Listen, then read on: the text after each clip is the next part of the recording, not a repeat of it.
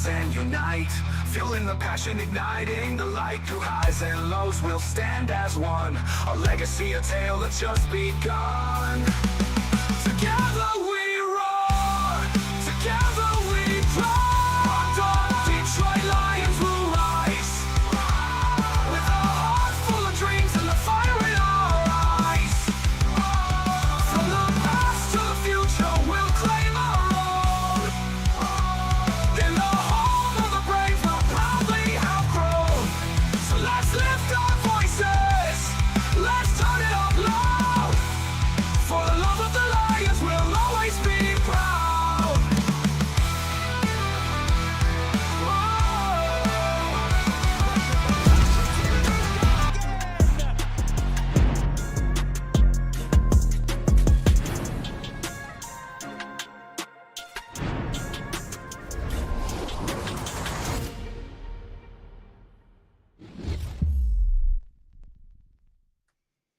All right. Happy Monday, everybody. Championship weekend went down over, Sunday evening.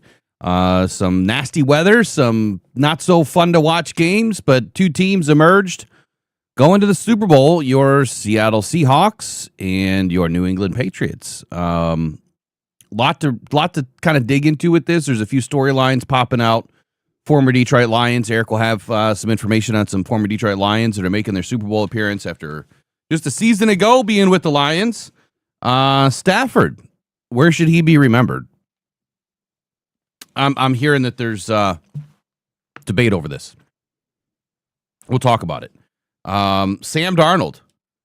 What's the likelihood of Sam Darnold earning a new job on another team? Possibility? Does it exist? I'll tell you who my choice is and whether or not it fits. We'll do news and rumors today, Detroit Lions, NFL, and of course, anything else we find flowing around there in the old interwebs. Let's get Eric in here and get to it. Good morning, man. How are you? So how'd you like those games last night? I mean, the Snowmageddon was not fun to watch. And you know what? I put out a post before the game started that was very simple. That the Broncos could have won that game based on defense alone, as long as Stidham could have been a game manager. And then this dude jumps out and throws like a 50-yard bomb on the first drive. They get a touchdown on their first drive. I'm like, all right, this guy came to play. Obviously, he had a couple of major meltdowns throughout the game. But had there not been major weather, I'm wondering if the Broncos didn't pull that out. Yeah. They probably could have. What did you think? That Snowmageddon game? Well, I thought one thing was that we learned where Dan Campbell and Ben Johnson got it from. When Sean Payton from the 20-yard line, instead of kicking the easy field goal and going up 2 scores, he went for it and didn't get it.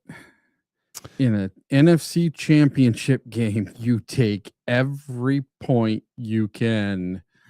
I would disagree.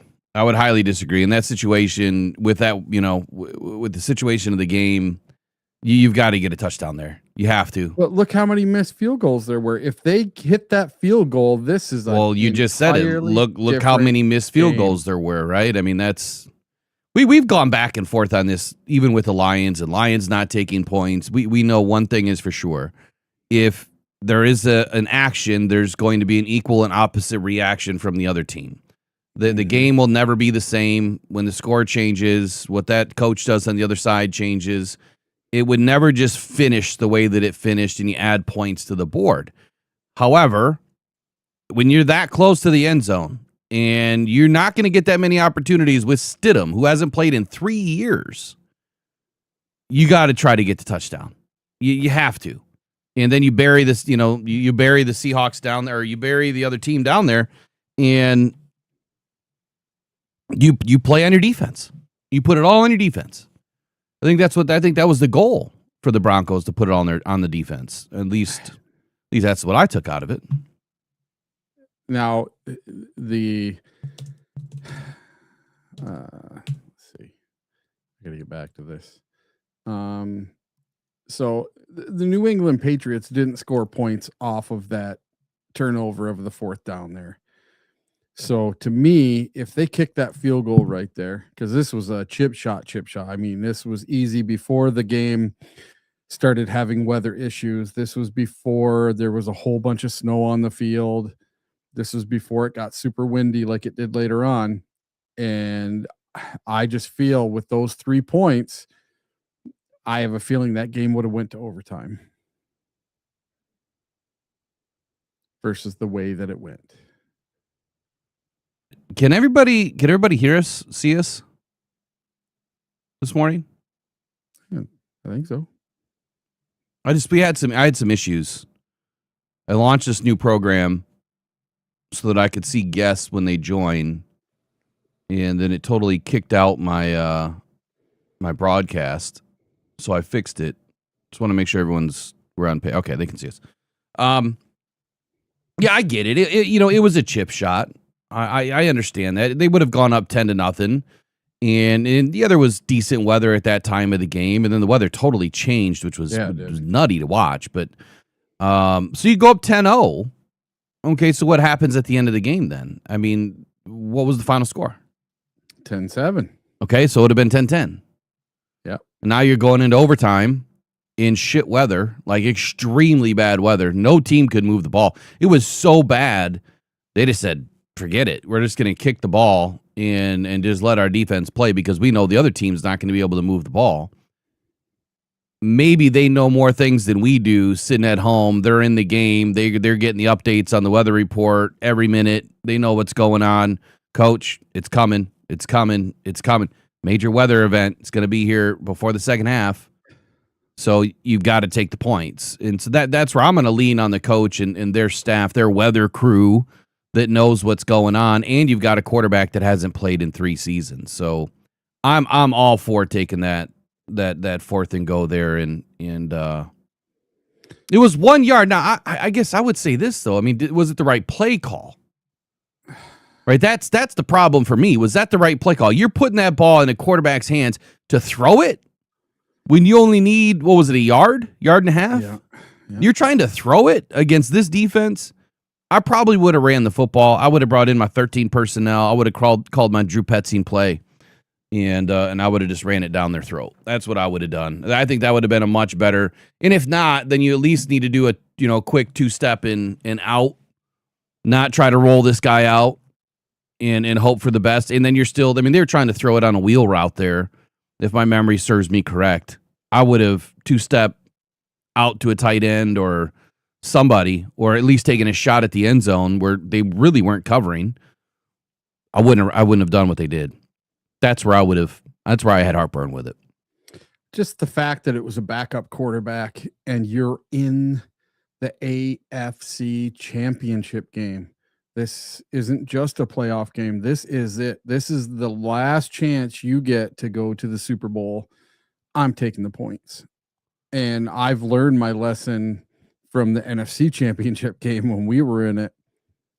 We get to the NFC Championship, we need to take really need to consider taking the points more than going for it on 4th down. Yes, and I would disagree with that too because we were up by 17. There was we had plenty of points. You score 30 plus in an NFC Championship game. There's no reason why you're losing that game. The reason why the Lions lost was because of coaching. And it wasn't a lack of points. It wasn't a lack of taking points. It was the defensive coordinator and failing to call in a defense that was worth anything. You don't go into the second half staying aggressive as aggressive as they were. You need to play to protect the lead. And I wouldn't have played as light as they did and allow all this little stuff underneath and some big plays that came out of it. But man, you had that bomb down to Ayuk that was a total cluster. They were trying to call a penalty on the Lions either way. So there was just some real bad luck in that game, but not to open up a big old scab. Aaron Glenn completely failed in that second half. He got on the bus to go home already, packing it in, going to the Super Bowl, and didn't finish the game. That was his biggest downfall. In his tenure with the Lions, that was his biggest downfall.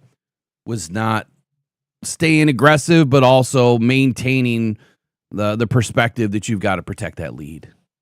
This is totally different. And I think we have to look at a couple of defining moments in this game, too. So Lutz had 2 field goals. One was blocked, but he missed 2. That last one was good had it not been tipped. So that one field goal in that weather looked like it was going to be just fine. And it was tipped at the line, and that turned it ever so slightly to allow that wind to take that ball. And I think if you're left, so who knows, man? They could have tied it up at the end there. Either way, I'm still taking that. I'm still taking that touchdown. I am. Yeah, and if you're a Denver fan, it's got to be kind of disappointing that they tried to put it in the hands of Jarrett Stidham so much. I mean, 17 of 31 for 133 yards, a touchdown, and an interception and 3 sacks.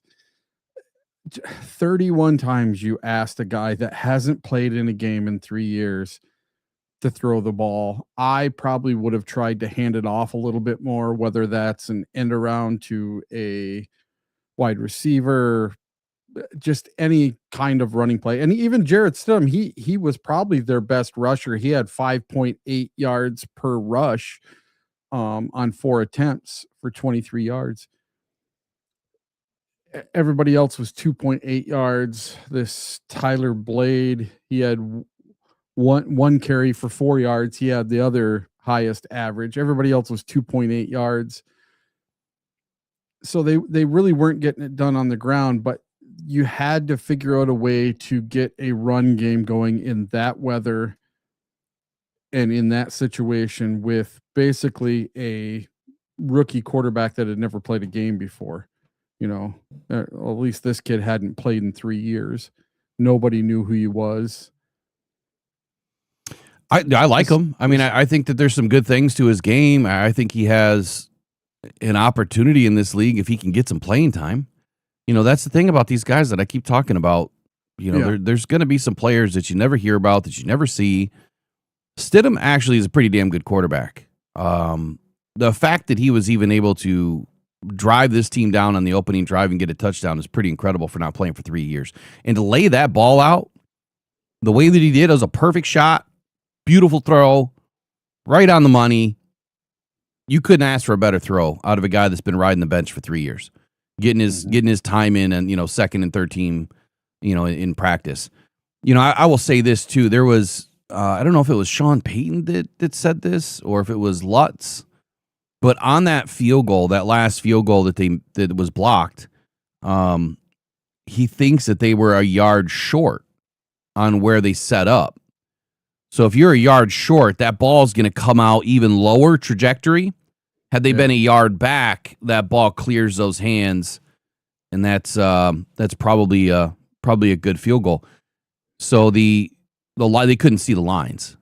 You know, they had a problem with being able to see the lines. So look, here's the other part to this. So to wrap up this Broncos and Patriots game, I'm not going to go deep off into the weeds here and all their stats and that, but the constant messaging that I've had all weekend.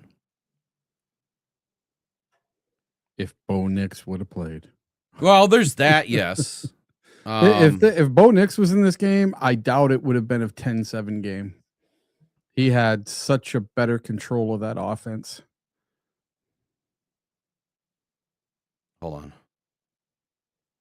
He was actually doing some really good things and then gets hurt on a freak play on the last play of the game. The constant messaging that I've gotten this weekend, and it was my buddy Jim sits in front of me, and then I also heard his same message this morning on 97.1 The Ticket. So, and I heard his name called. So shout out to you, Jim. You got your message read on 97.1 The Ticket. But it's the same thing that was just, I believe, a couple weeks ago. All games, all teams, all stadiums need to be a dome. Or they need to have a retractable. And the message is a lot of people love football in this weather. I think a lot of us love to watch, you know, some of the crap games. I've been in some myself. I've also gone to some, like last year's Green Bay monsoon game was just terrible to be at. God. It sucked. But fans, the true fans, they say, this is the way the game is supposed to be played. And that's what he says. That's what they say, right? The way the game is meant to be played. Really? I think it's ridiculous. All stadiums must be domes or retractable domes. Problem solved. Football is good when it's not played in a snowstorm. So that's going to be my first question to the chat of the day. Comments later on. Let me know right now. Do you think that the NFL should totally change the game by forcing all new stadiums, to have a retractable dome? At least a retractable dome. Yeah, but then what happens with old dump stadiums like Lambeau that will never have a dome? Well, I don't know. I mean, I don't think that you can. So they get to keep theirs open and everybody else has to have a dome? That's just not fair, in my opinion. Well, I mean, it is what it is. I think all new stadiums, any new stadium built, should be a dome. I think that's where he's going with it. Is from here on out, if you build a new stadium, it should be some sort of a dome, retractable or full dome. Either way. Look at the Bears. The Bears want a dome. And I guess the other thing that could be said here too, Eric, is, well, how about you just stop playing? At least a Super Bowl should never be played in a bad weather area. They'll never do it. You're never going to see the Super Bowl at Chicago or at Lambeau or at the Bills or at the Patriots. You will never see a Super Bowl played in those stadiums. They can't risk it. And, it's amazing that Detroit ever got one. Even though we're a dome, we still get bad weather. And they don't want bad weather. They don't want flights getting canceled. They want everyone to be able to attend the game, and they don't want people to have to carry a bunch of cold weather gear to go to the game. So there was a Super Bowl at MetLife in 2014 that was a cold snow. It didn't snow, but it was a cold game. 8 inches of snow fell the next day. And then in 2007 in Miami, it was a big time rain event. Mm-hmm. So there's been at least a couple of really nasty games. But if you're Eric, if you're not going to risk the Super Bowl, then why are you allowing these teams to risk their entire season? Exactly. By making them play in a game that has bad weather. And every single NFL field should have the exact same field, whether it's natural gas, turf, field turf, whatever it is. Every single field should be exactly the same. I think it's a good point that if you want to keep competition the same, then you got to do things the same. The stadiums can look like whatever they want. I think the same field makes sense. The reason why there's some teams that have turf and some have grass is, well, some are outdoors and some are not. You can still play with turf outdoors. It's probably not the best idea because it becomes extremely dangerous outdoors. Back when I played in an outdoor field called Houseman in Grand Rapids. We played there a couple of times a season, and that was an outdoor turf field. One of the worst games, of the year I ever played was playing on that field. It was terrible. Everybody, left those games with road rash everywhere. Is what it felt like. Yeah. I'll tell you, when I played football, my favorite games that play in ever was one in the mud and one in the snow. Those were my two favorite games I ever played in. But to watch them on TV, I don't know. The Philly game with Calvin Johnson and the face mask full of snow. I mean, that was fun to watch and all, but I think the product on the field would have been better had it been in a dome. Would have been a better product all around. You're probably going to have less injury to ligaments, when you're in an outdoor game that's slippery. Doesn't mean you're going to have less injury, but at least the turf, is not coming up to bite you and locking your cleat into the ground. So anyway, yesterday's game, Broncos, they had a chance to win, and it just didn't happen. Broncos, Patriots go on to the Super Bowl. What a low-scoring game, man, 10-7. Yep, and the Seahawks opened as 3.5-point favorites yesterday, and quickly they had to change it to a 4.5-point spread because so many people were betting on the Seahawks to win by 3.5. I was lucky enough. I bet last week before either of the games this weekend that it was going to be Seahawks Patriots in the Super Bowl and that the Seahawks were going to defeat the Patriots in the Super Bowl. So I got very good odds, where now it's really low.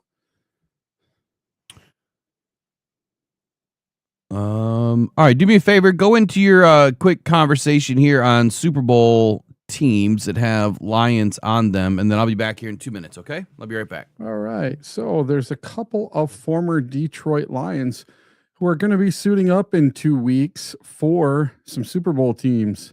And two of them happen to be Craig Reynolds and Carlton Davis.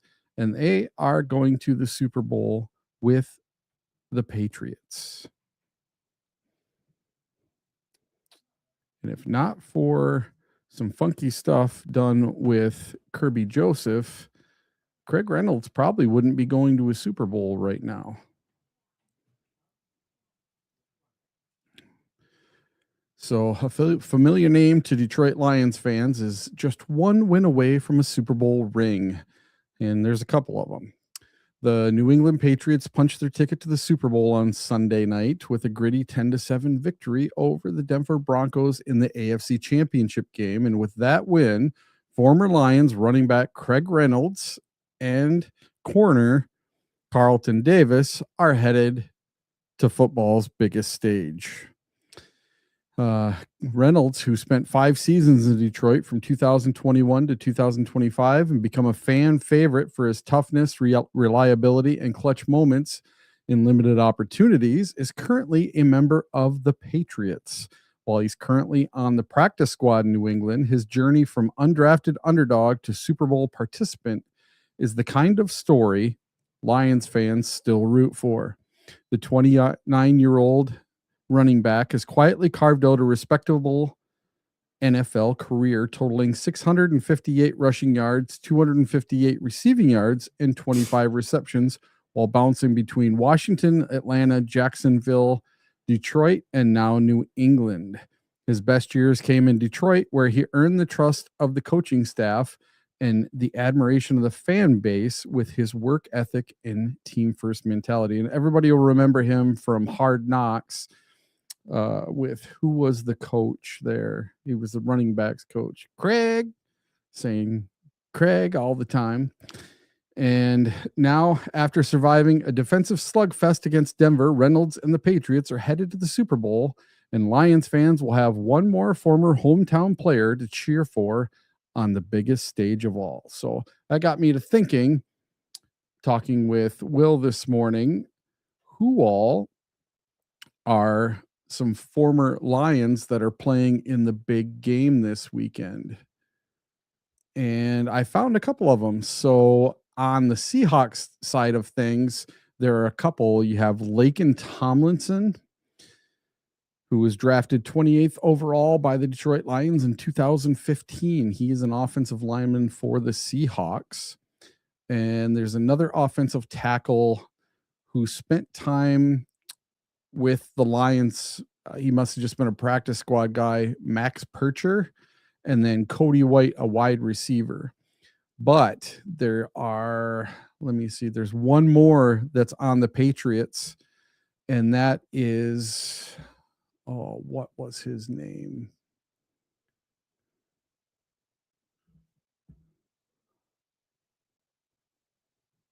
Steel Chambers, that's it. So there's Craig Reynolds, Steel Chambers, and then you have Carlton Davis for the Patriots. And then on the Seahawks side of things, You had 3, Laken Tomlinson, Max Percher, and Cody White, who had all spent some time with the Lions in one way, shape, or form. So, Eric, there's been another, I don't know if you want to call it, well, let me just throw it out there. Jim Costa, 97, won the ticket. I feel like this dude is probably more SOL than I originally gave him credit to be. Constantly puts out things that just either it's clickbait worthy stuff. He's just trying to rage bait people. I don't know. But this morning, I was listening to 97 won the ticket while I was getting ready for the day, and he was talking about. Let me just get it pulled up here. He's talking about the Lions trading Stafford and the Seahawks trading Russell Wilson, and how Brad Holmes hasn't done enough because the Seahawks are in the Super Bowl and the Lions are not. Well, I think, one, we have to go back and look at. Well, let me just throw this. Do you agree or disagree? Chat, comments later. Eric, right now. Do you agree or disagree that Brad Holmes is to blame for the Lions not being in the Super Bowl this year, last year, or even the year before? Do you agree or disagree? Here's what I want. What's that? I disagree wholeheartedly. Of course. So you can't ask Brad to get on the field and do what needs to be done. All he can do is give you the pieces for you to do that. So that falls more on head coach, coordinators, and players. That does not fall on the GM as much. I don't think so either. I think that Brad has done an excellent job. As a matter of fact, within two seasons, the Lions were knocking on the door of a Super Bowl in 2023. What happened? Wasn't Brad. Maybe you could blame Dan. Probably could blame Dan. Most likely you're blaming Aaron Glenn for that one. I know a lot of people try to put a lot of shame and hate on Jared Goff. Look, Jared Goff puts up 35 points in the first half or whatever it was, and then you don't score in the second half, or you barely. I don't remember the score now, but whatever it was, we didn't do enough on the offensive side of the football in the second half, but we put up enough points. The defense fell apart. So blaming Brad Holmes and trying to make this crazy narrative comparison to the Seahawks trade with Russell Wilson just doesn't sit well with me. He says on Twitter, let me see if this is able to pull up here, but on Twitter, he says, a year after the Lions traded Matthew Stafford, the Seahawks traded Russell Wilson. This was the 2021 team. They replaced the all 22. What is that? Does that mean they replaced all 22? And now they're in the Super Bowl. Okay. Great. Where's the rest of your theory here? What are you trying to say? Because that is saying absolutely nothing to me. And here's what you have to realize. From 2020 to 2021, remember, the Lions traded Stafford after the 2020 season, before 21 even started. The Lions replaced over 85% of that roster between 2020 and 2021. They didn't replace all 22 because you're going to replace Frank Ragnow? Were you going to replace Taylor Decker? Were you going to replace those guys? Probably not. Hell no, you're not. There was no need to replace all 22. You already had one of the best offensive lines in the league, or he was building toward that. Why would you replace those guys? That's just the dumbest. To me, it's just the dumbest theory I've heard yet. To blame Brad Holmes for something else. I don't know, man. You got to make it make sense. Why is it that we're constantly dumping on Brad Holmes when he's done nothing but put good players on this roster? And we went from 3-13-1 to should have been in the playoffs in 22 to knocking on the Super Bowl's door in 23 to 15-2 in 2024. And in 2040, you had, almost a record amount of injuries in the league. And then in 25, you backed up again and dumped everybody off at the hospital ER door in the secondary. So it doesn't make sense to me. I'm not going to blame injuries on everything. But my question would be, how many injuries did the Seahawks face this year? How many injuries did the Patriots face this year? How many injuries did the Broncos face or the Rams face? And then when they faced them, when did they come back? How long were they out? Were they massive injuries? Were they lost for the season?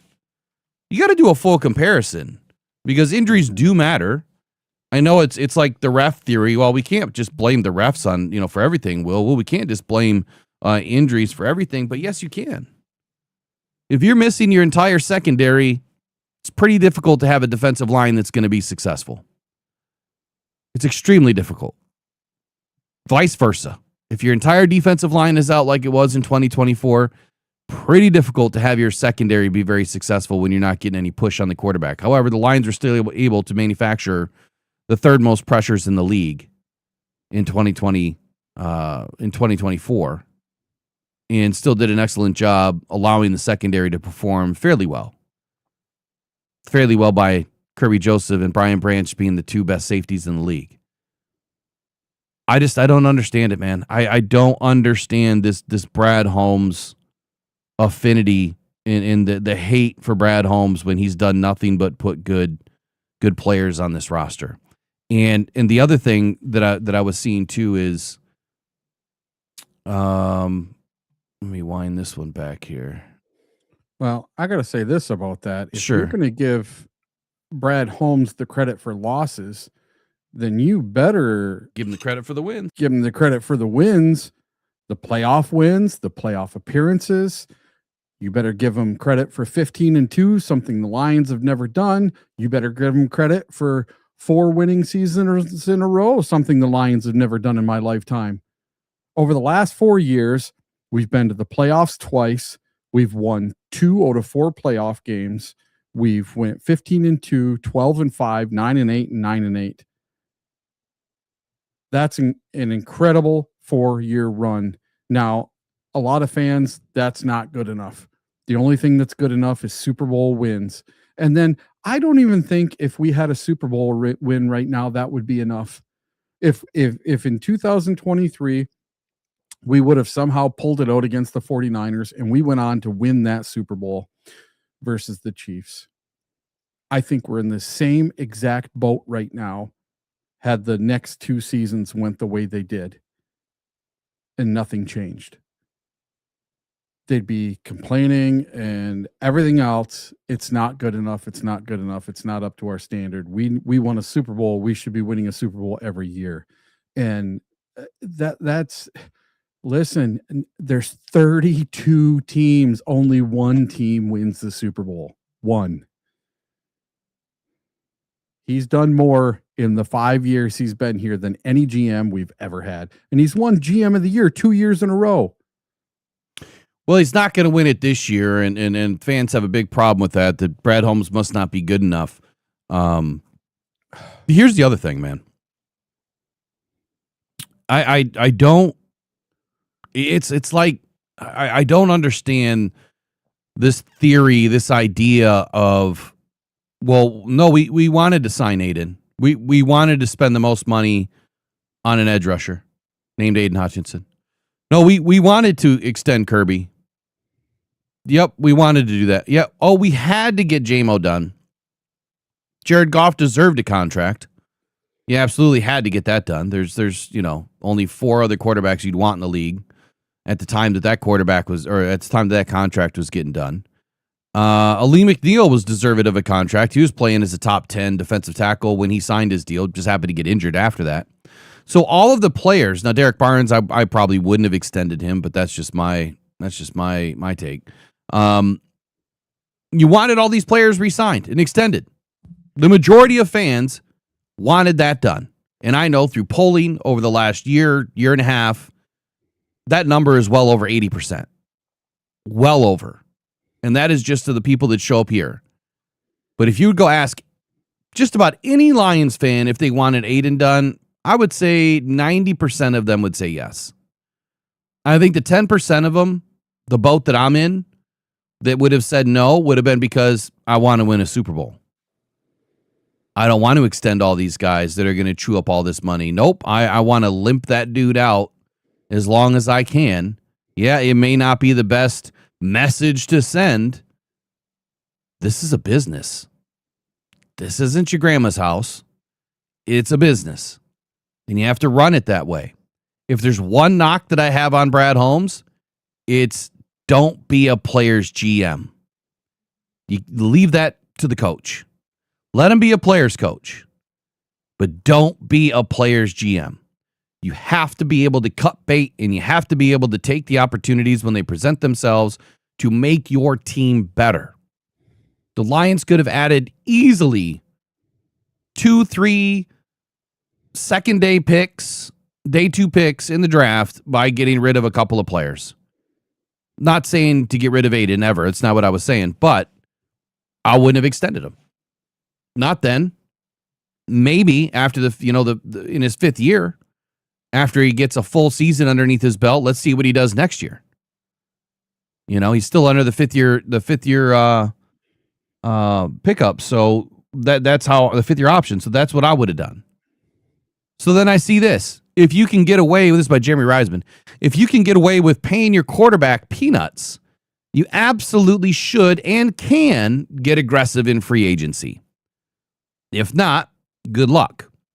So I'm glad he said that, because on the backside of what I'm saying now is you wanted all those players extended. You have 3 or 4 or 5 more players you could extend this year. You can't go spend money in free agency. I feel like I have this conversation every other week. It's like we just don't get it. We don't let it go. We don't understand that we just signed all these guys. People think that money just grows on trees because it's a $1 billion organization. And those are all falsehoods, man. The money doesn't grow on trees. It is no different than any other business. You have all these guys that are locked up to major money, big deals, and you have to always have your future. Your future has to be the most important thing that's in front of you. And if you're playing for today, your future is going to be gone. The Lions have not made any major mistakes with contracts yet, other than Kirby. And I think that they've put themselves in a good position. We still have the majority of our draft picks every year. This year we won't have a third, but we'll probably have a third or an extra second by the time we're out of this draft. The point I'm trying to make here is Seattle Seahawks. So if they want to go deep into free agency and bring in players in, well, they paid their quarterback $100 million over 3 years. $33 million a year. That's what Jared Goff was making from 2021 to 2024. Actually, no, through 2025. He wasn't making more than 33 a year. A couple of years, he's in that $26 million range. Extremely cheap. Brad probably could have gone out and done a little bit more, but then again, I will revert back to what I just said. You wanted those players extended. When I look at what the free agency tracker was for the Seattle Seahawks in 2025, it looks like this. They signed Shaquille Griffin. They signed defensive tackle Jonathan Hankins. They brought in quarterback Drew Lock. They signed wide receiver Steven Sims. They signed tight end Eric Saubert. Safety DeAnthony Bell. Linebacker Josh Ross. Wide receiver River Craft.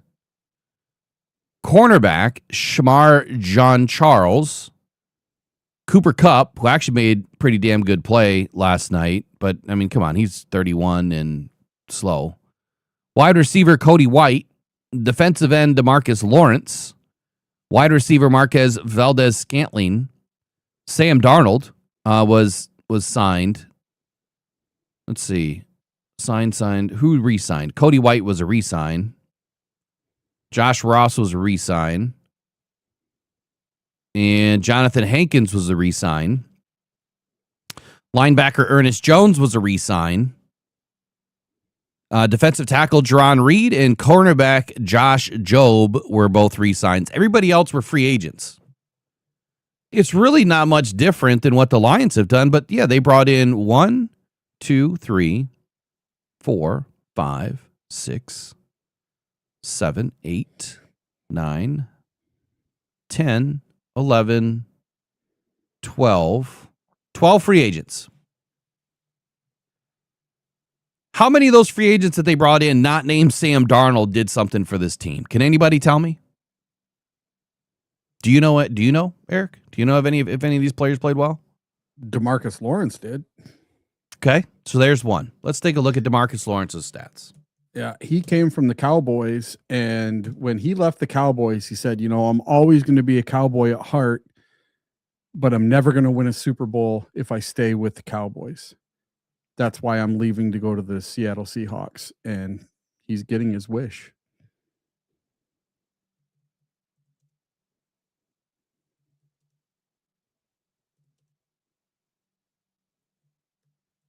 And I heard his name a couple times last night. That's what I'm looking up now is the box score here.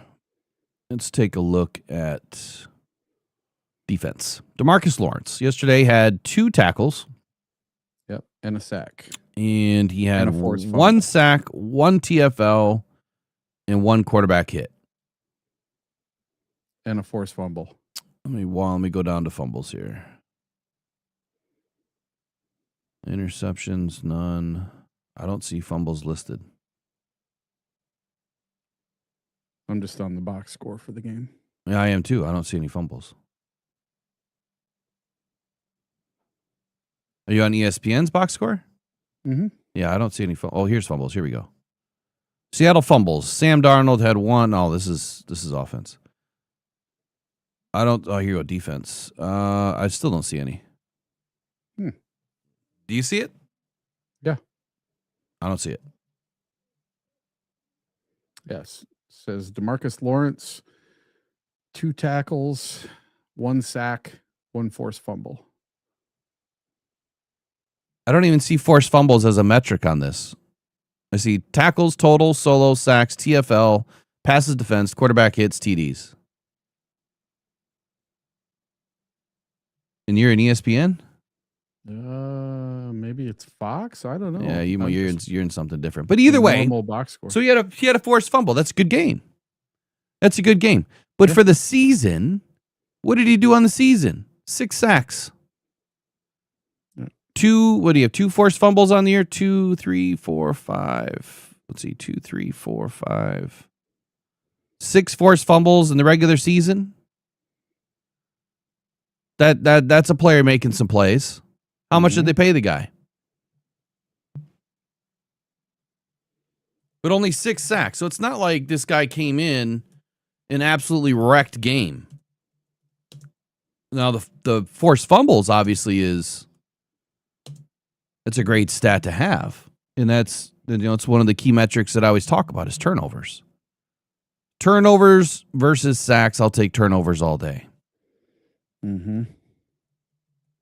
All day. He signed a 3-year, $42 million deal, including $18 million in guarantees. He had 11 seasons with the Cowboys, and then he signed that deal.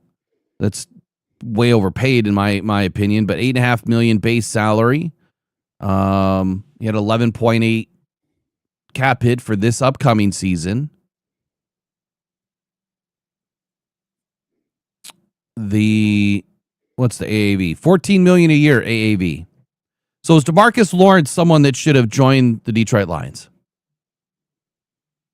Was that a miss, do you think? I don't know. Is he a fit? Are we running a similar style defense as the Seahawks? Let's see. They run. And what position is he playing? Edge, or is he playing defensive tackle? I mean, they use both. 3-4-4-3. He's a bigger dude, isn't he? I would say that they probably run a little bit more 3-4 than they do 4-3. Yeah. I'd have to go back. I'd have to go back and watch the tape to see exactly where he's playing. But he's probably playing outside linebacker as opposed to being up on the line all the time. He's probably going to be listed as a defensive end. What is his height weight? 6'3", 254. Yeah, he's definitely not a defensive end. He's going to be an outside off-ball linebacker in a 3-4 scheme, which they will get, they will get pressure on the quarterback. That's what they're there to do, but they're also going to drop back in coverage. Hopefully he's good in the run game. I did not look him up on PFF or anything to see like what his grades were. If he had a decent season. Run defense, yeah, he He was the best linebacker in the game. 85. Overall grade 82.9 this year. So yeah, he would have been a run stuffer. Pass rush, not so great. He was middle tier. PFF has him with 8 sacks, which is wrong. I don't know why PFF seems to be 20% higher on everything compared to NFL stats. But when you look at his snap count,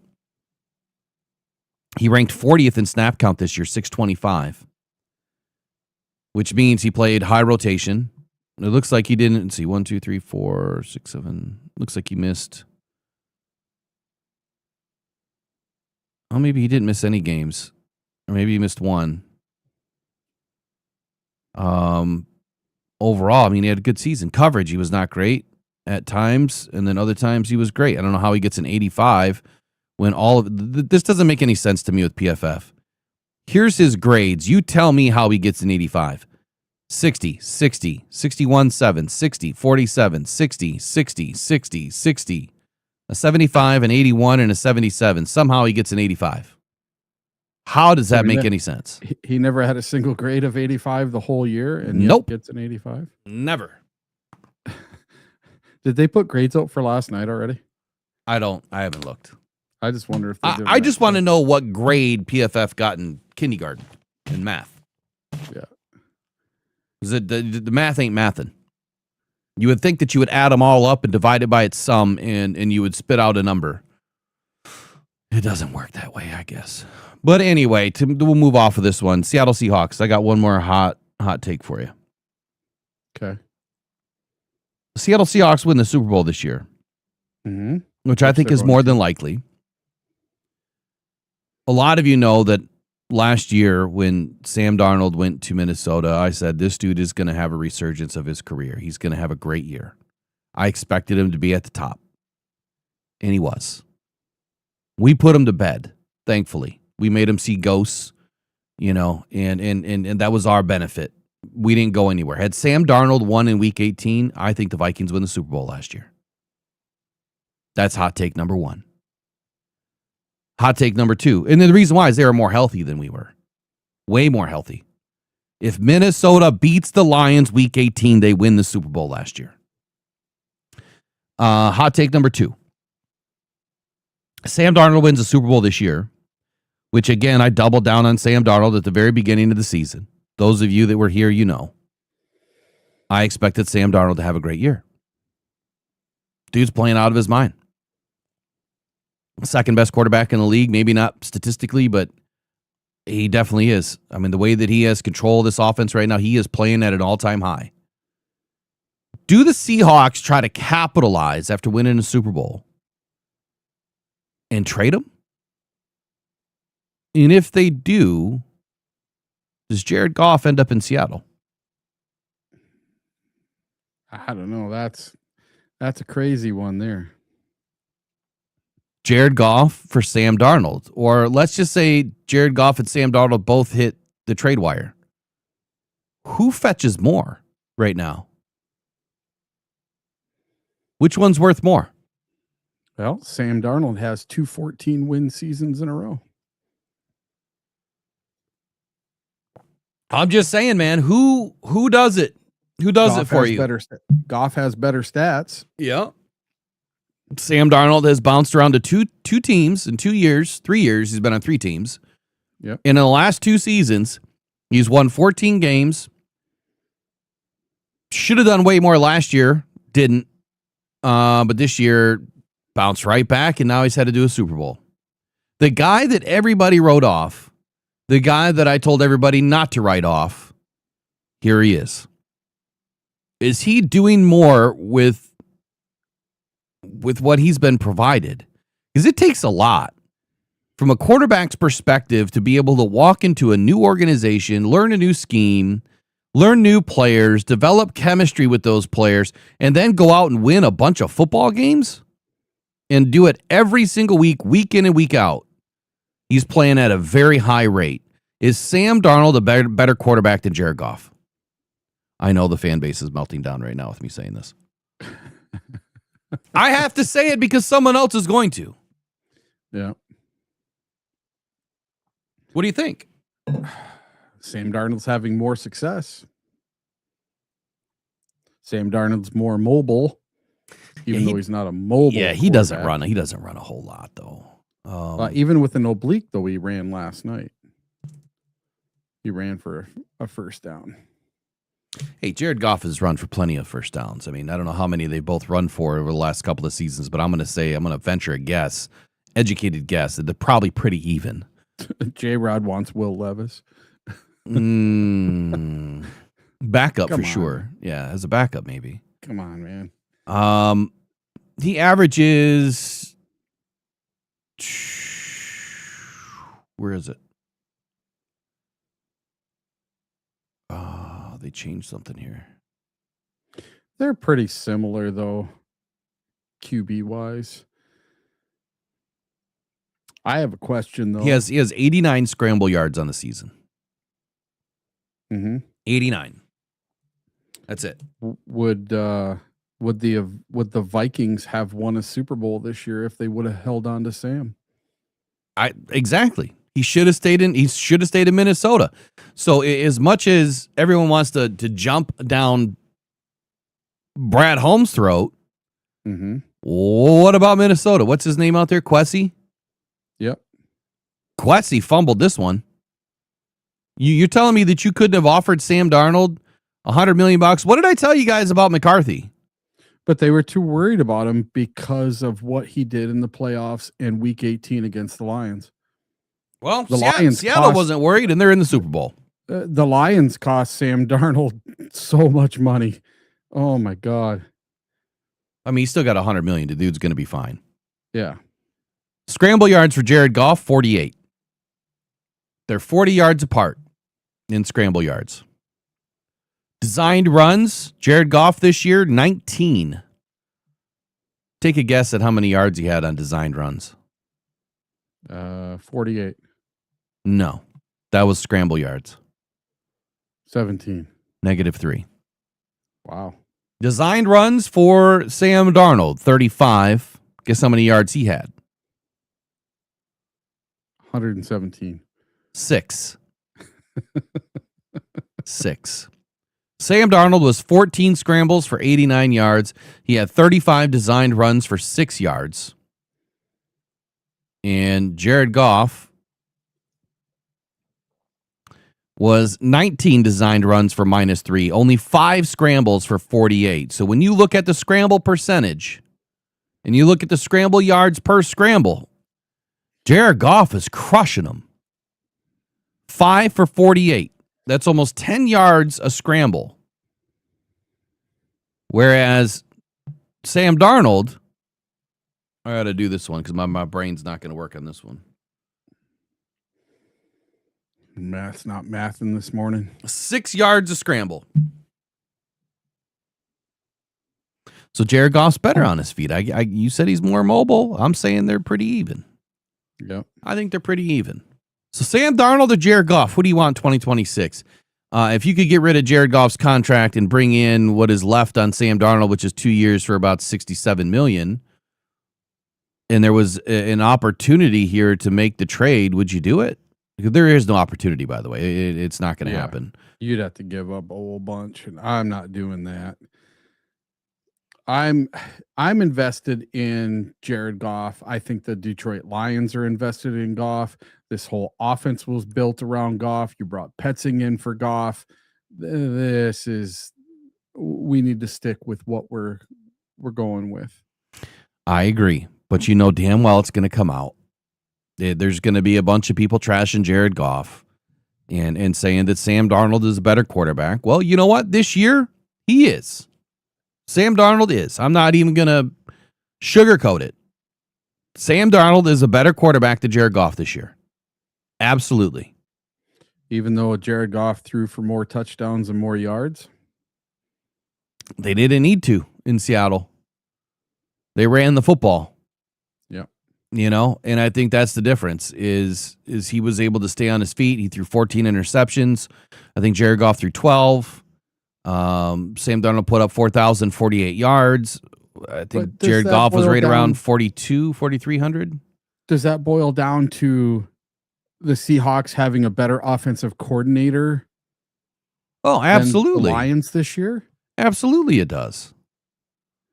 Absolutely it does. I think it has more to do with the offensive coordinator and how they use the running game and the passing game versus who the players are. We need 10 all-pros, then Jared will be better? Nah. Okay, so if you took Jared Goff and swapped him at the beginning of this season for Sam Darnold, and you took Jahmyr Gibbs and David Montgomery and traded them for Charbonnet and Walker, and so you swap those 3 players on each team, do the Seahawks still make the Super Bowl? I believe they do. Repeat that one more time. That was a little convoluted for me. So if you took 3 players, both starting running backs and the quarterback at the beginning of the season, and you swapped them with Seattle's, and all you did was swap those 3 players for each team, and you go with what they had, coaching wise, everything else. Do the Seahawks still make the Super Bowl? I believe they do. Okay, so you're telling me that if you put Jared Goff, Jahmyr Gibbs, and who else over in Seattle? And David Montgomery. And David Montgomery in Seattle, and you send Sam Darnold, Charbonnet, and Walker over to Detroit, Yep. Seattle's still in the Super Bowl? I think so. Yeah. I'd say so too. And I say the results in Detroit are just about the same. All right, just to be clear, so a lot of you understand, I appreciate wholeheartedly what Jared Goff does. I think he is the best quarterback for Detroit right now. And I think that the Drew Petzing deal is going to wake that up. I think that we're going to see a good resurgence here, great resurgence in the Lions offense here in 2026. Yesterday, got mixed emotions, mixed comments on a video that I did. Well, actually all weekend. Tesla finally did that video. And shout out to one of the members that sent me the video, the interview of Peter Schrager and Drew Petzing from 2 seasons ago. And so I watched it, and then I watched it again, and I'm like, man, this is what the fans need to see. This is what they need to understand who this guy is, where he came from. So, sidebar I'm going to get to, but to put the Seahawks to bed here, the Seahawks absolutely are playing dynamic football right now from all perspectives. Defense, offense, special teams. They're playing great. If Tariq Woolen can keep his head together, I think that the Seahawks are probably going to win the Super Bowl. Matter of fact, they will win the Super Bowl. And that's great for Sam Darnold, man. And it just goes to show you can't count players out. And the reason why I was trying to do this compare and contrast a little bit and kind of, get everybody riled up is because if you can win a Super Bowl with Sam Darnold, you can win a Super Bowl with Jared Goff. All day. 100%. So I think Darnold has a better arm. Yes. I think they're both extremely smart. They're both very similar on their feet. Darnold maybe doesn't look as broken giraffe, if you will. That's just the awkwardness of being, 6'6" and lanky, I think. With some of the and Jared Goff doesn't hold a lot of weight. Even though I think he's 220 or 225 or whatever he is. So anyway, we'll put that to bed. But this next topic here, I just want to roll back into Drew Petzing for a moment. So I put this video out. Please watch it. I was going to play it this morning, but then I was thinking, you know what? It's an NFL video. It's a lot different when I'm doing commentary on the video, stopping and starting and talking about it, breaking it down. So the video that everybody missed, the interview that everyone wasn't talking about, the brilliant decision that Peter Schrager believes that this was for the Lions, that video was done yesterday. I'm going to throw some names at you. Let me get through all my notes here. 9 years with Stefanski. He's with Gannon in Arizona. Norv Turner in Cleveland and Minnesota. Shane Steichen. Mike Zimmer. Just to name a few of the guys that Drew Petzing learned from, developed with, worked with. And honestly, there's another dozen names in there.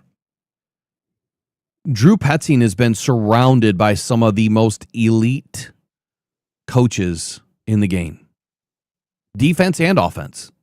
Started out on the defensive side of the football and then was given an opportunity on the offensive side and ran with it. Turned McBride into the best tight end in the league. I kept getting comments like, Petzing didn't get wide receivers open. Can't figure out how to scheme wide receivers open. Newsflash. 3 out of the top 4 wide receivers for the Arizona Cardinals last year were on IR. In case you didn't know that. Their number 1 running back, if you want to even go that far, because he was catching passes out of the backfield. He was done after week 3. I think you guys should know that by now. I discussed it all last week. I did 3 articles. I did multiple videos, 3-4 hours with a live stream, all talking about Drew Petzing, and then the video from last night. You should really digest it and go and see what they're saying, what Peter Schrager is saying, and the comments that Drew Petzing is giving back, because it really helps you to understand where he's been, what he has done, and the type of knowledge this guy really has. Kyler Murray had to learn a new language. He was out for 11 months coming back from a major injury. He had to learn a new language in that first year in Arizona with Drew Petzing. So I don't think that, OC is going to say anything negative about their quarterback or other players, unlike Johnny Morton did. I mean, what an idiot. I don't think that any coach is ever going to say anything negative about their players to the public. But behind the scenes, I think that Drew Petzing knew he was trying to pitch a scheme to a quarterback that it didn't fit. And that's not his fault. That is the fault of the head coach that brought him in, and it's the fault of the GM that didn't bring in a different quarterback. But when you're then resorted to having to turn Josh Dobbs, who didn't even play the full season, into your guy, like, that's not the answer either, even though Dobbs played fairly well. The training camp statement that he made in this interview, I want everyone to understand right now that expected in Detroit. And what do I mean? This is what I mean. He said that, just look at week 1 of the NFL. It's sloppy. It's rusty, right? It doesn't look functional. And this is after you've had 3 months of training and gone through preseason to get it right. And week 1 always looks like just an abortion of football. It's terrible. It looks god awful. And that's why you can never bet on week 1 and feel safe about it, because you just don't know what's going to happen. Anybody's going to be able to win those games. But he was talking about a guy like in Kyler Murray that was not around. So now you've got to unload on this guy in a matter of a couple of weeks and get him ready? How's that possible? It's already going to look terrible after going through a full training camp, let alone you're coming back mid-season and trying to put it all together. It usually doesn't work. So this year, expect it. When the Lions get through preseason or get to preseason, it's not going to look great. And you know what everyone's going to start saying? Oh, I told you so. I told you Drew was the wrong pick. Look how bad this offense is. Expect it. It's going to happen. It's part of growing. It's part of football. It's part of learning. Week 1, probably not going to look great. But this year, if Dan Campbell does not get out of his own way and put these players in preseason, then he's going to set us way behind. The Lions need to play, the starting offense needs to play some preseason games. It's time to stop this BS of not, putting your guys out there. You have to. It's time to get over the hump quicker. I don't want to go through this week 1, 2, 3. Look at our trajectory. That's great. I love it. But this year is different. You can't afford to regress at all. And you're already going to have issues with a new offense. But Drew Petzing's scheme, if you look at what the Rams did, I know that their season ended yesterday, but the Rams run 13 personnel 35% of the time. Look how many times that Puka Nacua is wide open. Look how many times he's getting deeper balls. It's because of that 13 personnel or jumbo 12. You have those bigger linebackers, defensive linemen, safeties in the game, less corners, and you take advantage of it. So that's what you should expect in Detroit. A couple more things, then I'll turn it over to you, Eric. He knew that the talent wasn't there, but he also says things like this. You have to get better daily. Are you moving in the right direction? You know, the we couldas and shouldas, right? We won this game, but we could have lost it because we were not doing these things right. We lost this game, but we could have won it if we'd done these few things right. If we paid more attention to our details, right? And when you listen to him, it sounds exactly like Dan Campbell. Exactly. So they're speaking the same language. And a lot of it is probably just coach speak. You know, a lot of them learn this as they come up. But again, Norv Turner, Shane Steichen, Mike Zimmer, names galore that this guy's been around. Check it out. Eric, I've got to take a quick break. Do you have anything on your list that you want to go through? Well, I'll say this about Dan Campbell in the preseason. I'll be right back. And I think you are 100% correct in saying that the Detroit Lions starters need to get some action in the preseason. And here's the thing. Dan Campbell is willing to put his players, his starters, everyone through hell every single week of the season in practice. You had players like Avante Maddox come to the Detroit Lions and say, listen, I just came from the Super Bowl winning Eagles, and we never would have dreamed of having a practice like this during the week. You're willing to do that every week all season long, but you're not willing to even put them out there for a series or two to get some time together in the preseason. We need to come out of the gate flying high next season. In 2026, we need to come out on a 5, 6, 7 game win streak, not losing our first game or losing 2 of our first 3 or losing 1 of our first 2. It seems every year we're so slow to start, and then we start building momentum and we start building it up, and then we get it going.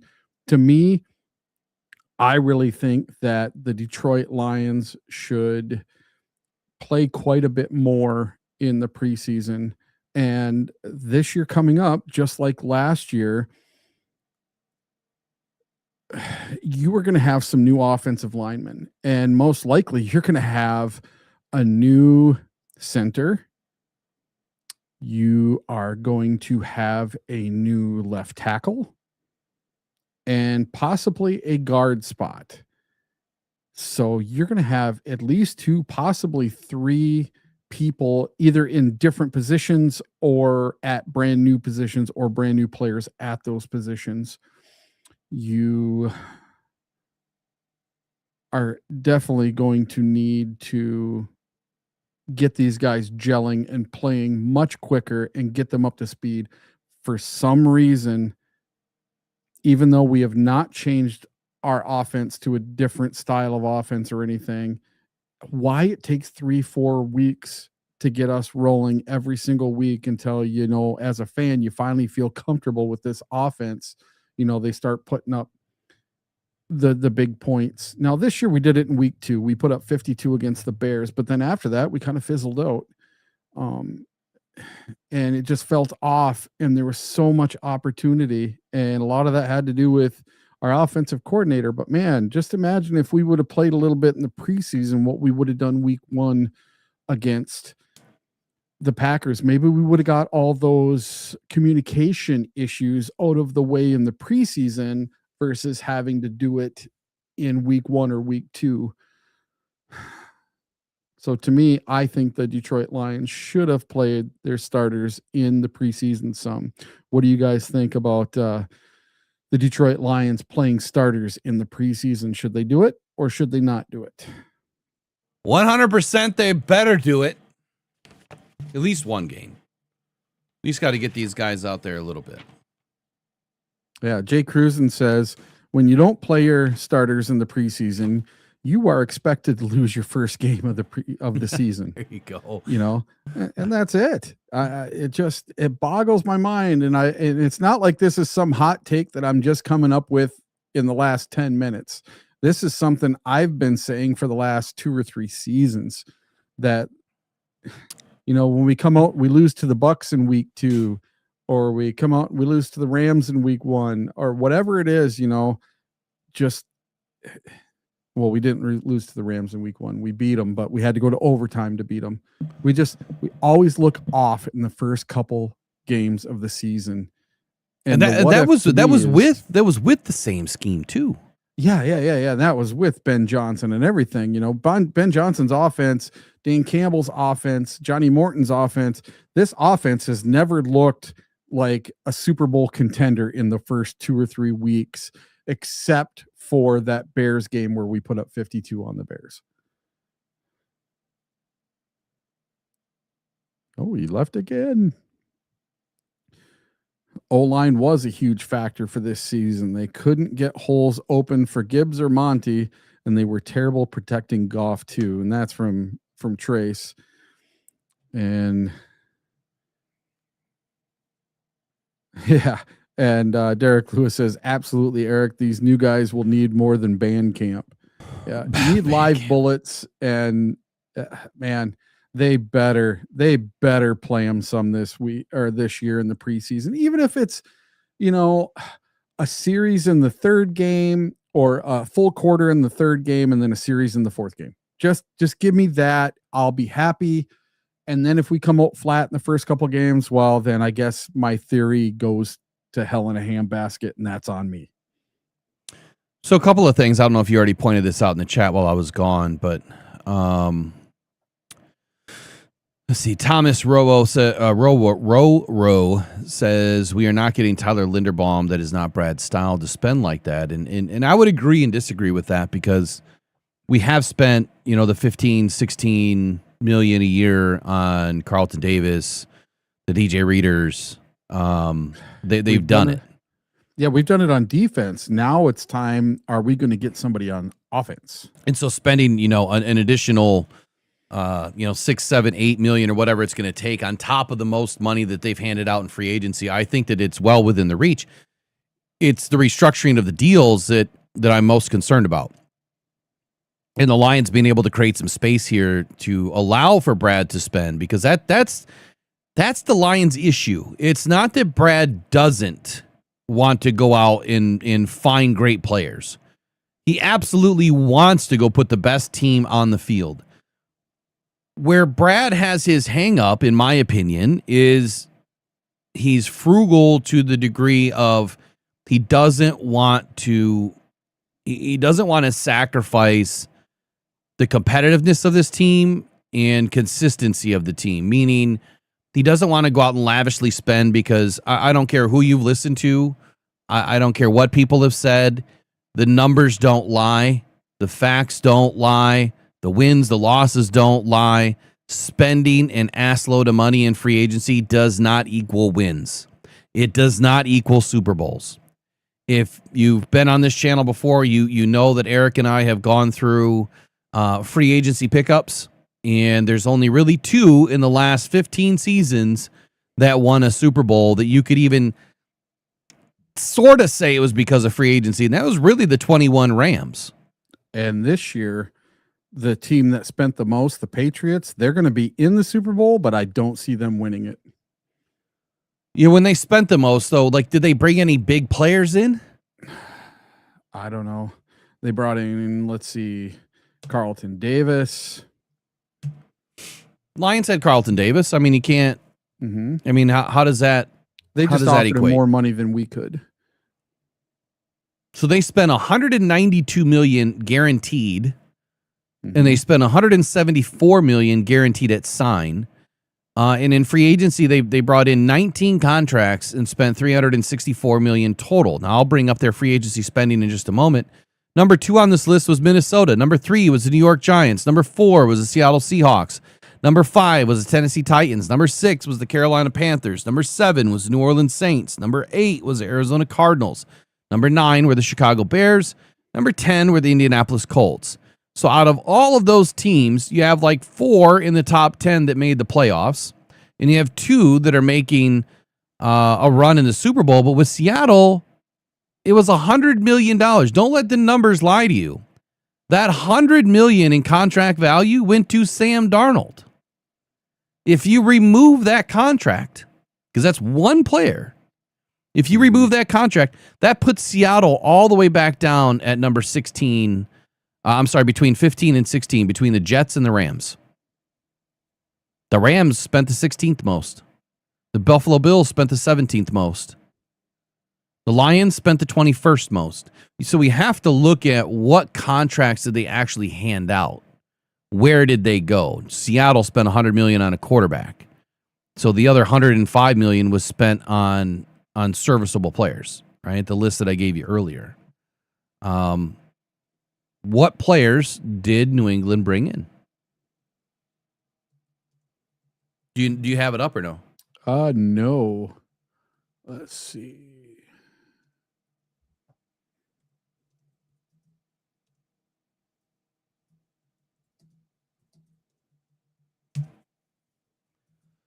Okay, so key free agents. They brought in Stephon Diggs, Harold Landry, who didn't play this week, Morgan Moses, offensive tackle, Robert Spillane, linebacker, good pickup, Carlton Davis, corner, good pickup, Milton Williams, defensive tackle, good pickup, Jalen Hawkins, safety, good pickup, and he will be a free agent this year.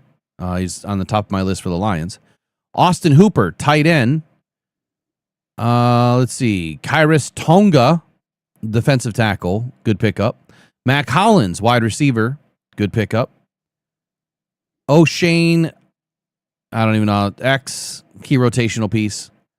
Deatrick Wise, defensive end, veteran, presence, not really much there. They lost Jacoby Brissett, Daniel Ekwale, Jonathan Jones, and Joey Salai. So out of those players that they picked up, let's just kind of run through a few. Do you have the list or no? Yeah, I got a list up now. Yeah, so if you want to start looking up like Milton Williams, why don't you look at the defensive tackles? I'll start with Harold Landry and Stephon Diggs. So what do you want to know about Milton Williams? Well, just take a look at his stats for the year.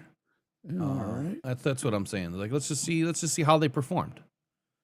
And how are their performances in the most recent games, I guess. Did the free agency spending matter? So for Stephon Diggs, 85 receptions, 1,013 yards, very good season. Only 4 touchdowns though. Had 100 targets, 85% catch rate, insane. Let me drop a little nugget on y'all. Do you know who was responsible for Stephon Diggs in his first year? Do you know who was the wide receivers coach of Stephon Diggs in his first year? Nope. Take a wild guess. You'll know if you watch the video from yesterday. Drew Petzing. There you go. So for people to say that he can't get receivers opened up, he was responsible for Stephon Diggs getting his first chance on the field, who got his first chance because there was an injury. But Drew Petzing was the one that was coaching the dude up. So great season by an offensive player. Great. I think that when you look at the Lions, offensive players are not what we need. We need offensive line, yes. But we don't need weaponry, running backs, wide receivers per se. We need some tight ends this year. But last season, we needed more defense, right? So the defensive players that they brought in, Harold Landry,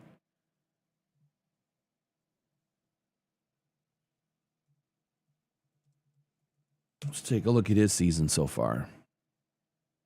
I don't remember what his injury was yesterday, but he had 9 sacks on the season,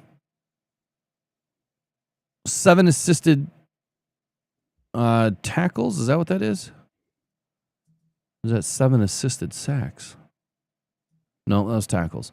So 26 tackles, 7 assisted, 1 forced fumble, 24 stops, 9 sacks, 29 hurries, 10 hits, 48 quarterback pressures, 0 batted passes, played 676 snaps, 223 on the run, 406 against the pass. Good season. Al-Qadim Muhammad had a better season. Quite simply. Had a better season than Harold Landry, and he did it on about, 150 less snaps. So it's a wash. There's your Harold Landry, Al-Qadim Muhammad. How did Milton Williams do? Well, he had 29 total tackles this season in 12 games. He played in 12 games, and he had 3.5 sacks. No forced fumbles, no fumble recoveries, no interceptions. That's about it. Okay. And they have him listed as a defensive end. So he had 3.5 sacks this year. And he came over from the Eagles.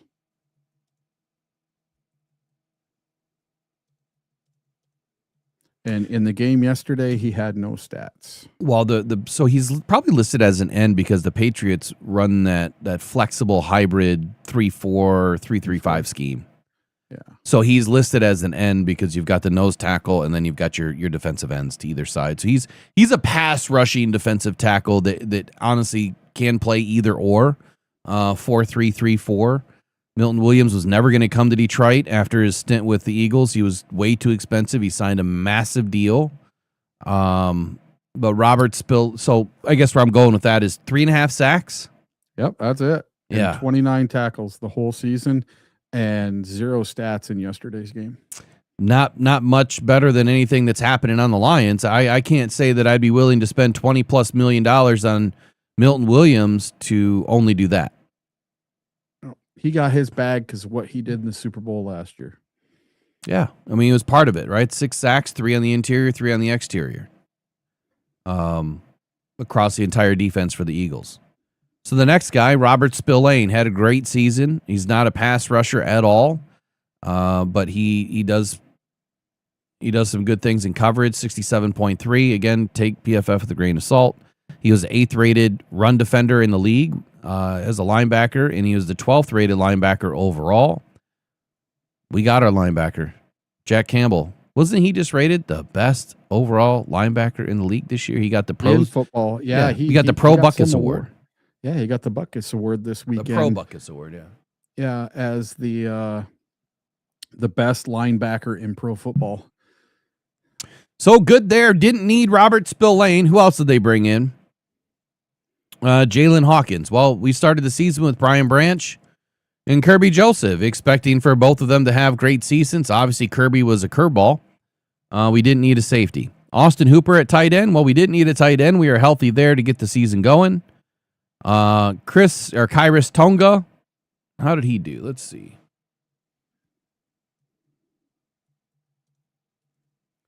I like Tonga. I like that play that they do with, I think it was Milton Williams and Tonga in the backfield in that new version of the tush push. Oh yeah, that was quite the controversial play because a lot of the Denver fans saw the overhead view and they don't think that he made it. And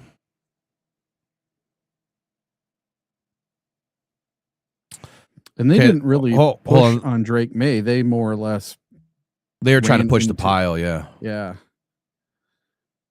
So it was less of a tush push and more of just a two defensive guys back there blocking for you.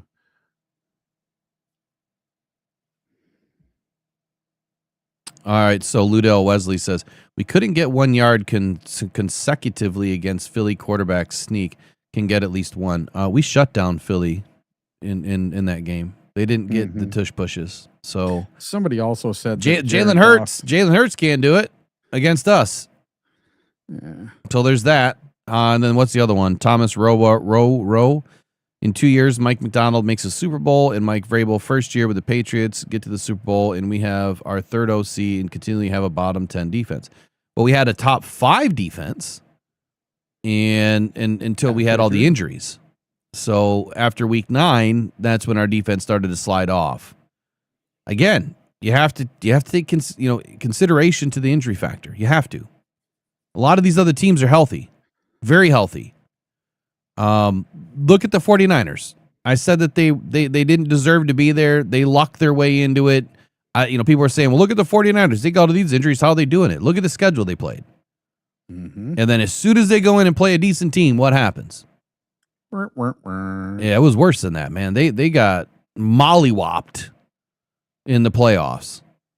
But to say that we have a bottom 10 defense, this defense has been building and building and building. And we do some things that are the best in the NFL. For the last 4 years, last 3 years prior to 25, we had a top 3 run defense. It's not easy to do. We had the 2 best safeties in the league in 2024. Not easy to do. Most interceptions, not easy to do. Well, most interceptions for Kirby. If you have a top 10 defense, you can win a Super Bowl.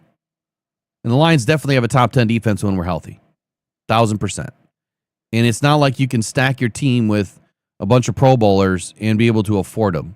So I'll just say this. Either you get rid of Hutch and you open up the money and you go out and find a couple of, comparable players, or what's your plan? Because the only other plan is to draft. And maybe this year they can do something with some contracts and spend some money in free agency. But the point is all of these teams that are spending money on free agency, it's not like it's really helping them a whole lot.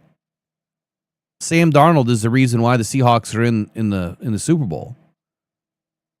That's where they spent their most money. Over 50% of the money they spent in free agency was on a quarterback. The New England Patriots, they draft very well. Very, very well. If you look at their roster, let's look at New England's free agency.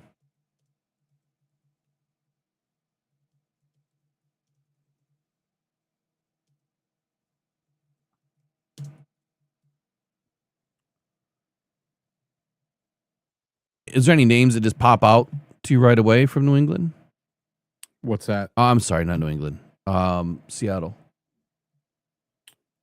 Oh, on Seattle's free agency? Yeah, I went through all the names a minute ago, but I didn't look at all their stats. So, again, in New England, Stephon Diggs, big pickup. He signed a 3-year, $69 million deal that included $26 million guaranteed. Harold Landry, they signed a 3-year, $43.5 million deal. So if we were to walk through this, all right, so Stephon Diggs, bring him in, don't sign J-Mo then. That's the trade-off. Harold Landry, 3 years, $43.5 million. All right, bring him in, don't sign Derek Barnes. I probably would have done that anyway. Robert Spillane, I would have done that as opposed to Derek Barnes, even though he's not great in coverage. Carlton Davis, yeah, probably should have paid Carlton Davis and not brought in DJ Reed. I don't quite understand that. I think that Carlton was a good fit. I think that DJ Reed can be a good corner, but so far I'm not excited. Lions need to do something big there. That's one right there where I think was the fans wanting someone that wasn't oft injured, and then he comes in and he's injured. And that's why I think a lot of fans wanted Carlton gone and DJ Reed in, because they wanted a cornerback that's not injured all the time. It's the nature of the league, man. He does it, and then he gets injured anyway. Pat Surtain was injured for a lot of this season. Man, he was playing great yesterday. Oh, God. Dude, and then like Tariq Woolen, man, he's going to be a free agent. Tariq Woolen, that kid was great yesterday. All except for the one play where he taunted the bench and gave the Rams a free touchdown. If he does not do that play, the Rams are 4th and 15 and they have to punt there.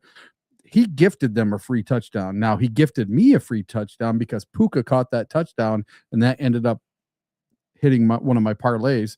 But that kid looked pretty darn good yesterday. I liked him. Going to be expensive. Yep, probably. Because he's going to be a Super Bowl winning cornerback. Okay. Anyway, the whole point through walking through all the free agency pickups is simple. I like the statement that, if you can pay a quarterback peanuts, you can absolutely go in free agency and do what you need to do. If you don't pay your defensive end a boatload of money, you can absolutely go do what you want to do. If you don't pay Amon-Ra St. Brown and J-Mo a bunch of money, you can absolutely go do what you want to do. Well, unfortunately, that's not the case. And I'm willing to bet that 99% of everybody in this chat wanted all those guys signed. Very few of you didn't want any of those guys signed. Me, there's a couple of players I wouldn't have signed. I was very vocal about the Amon-Ra St. Brown money. I thought it was way too much. Does he deserve it? Yes. Is he a great wide receiver? Absolutely. And he hasn't fallen off. And he hasn't fallen off, no. But J-Mo, there ain't no way. There ain't no way I would have paid that kid an extension. Now, where that extension is okay right now is that you have him under contract. Very reasonable. It's not extremely reasonable. It's still $27 million a year. And he hasn't, for as much as people want to make this big hoopla over 1,000-yard season, what has he really done? 1,100 yards and 7 touchdowns. What has he really done when the time matters most?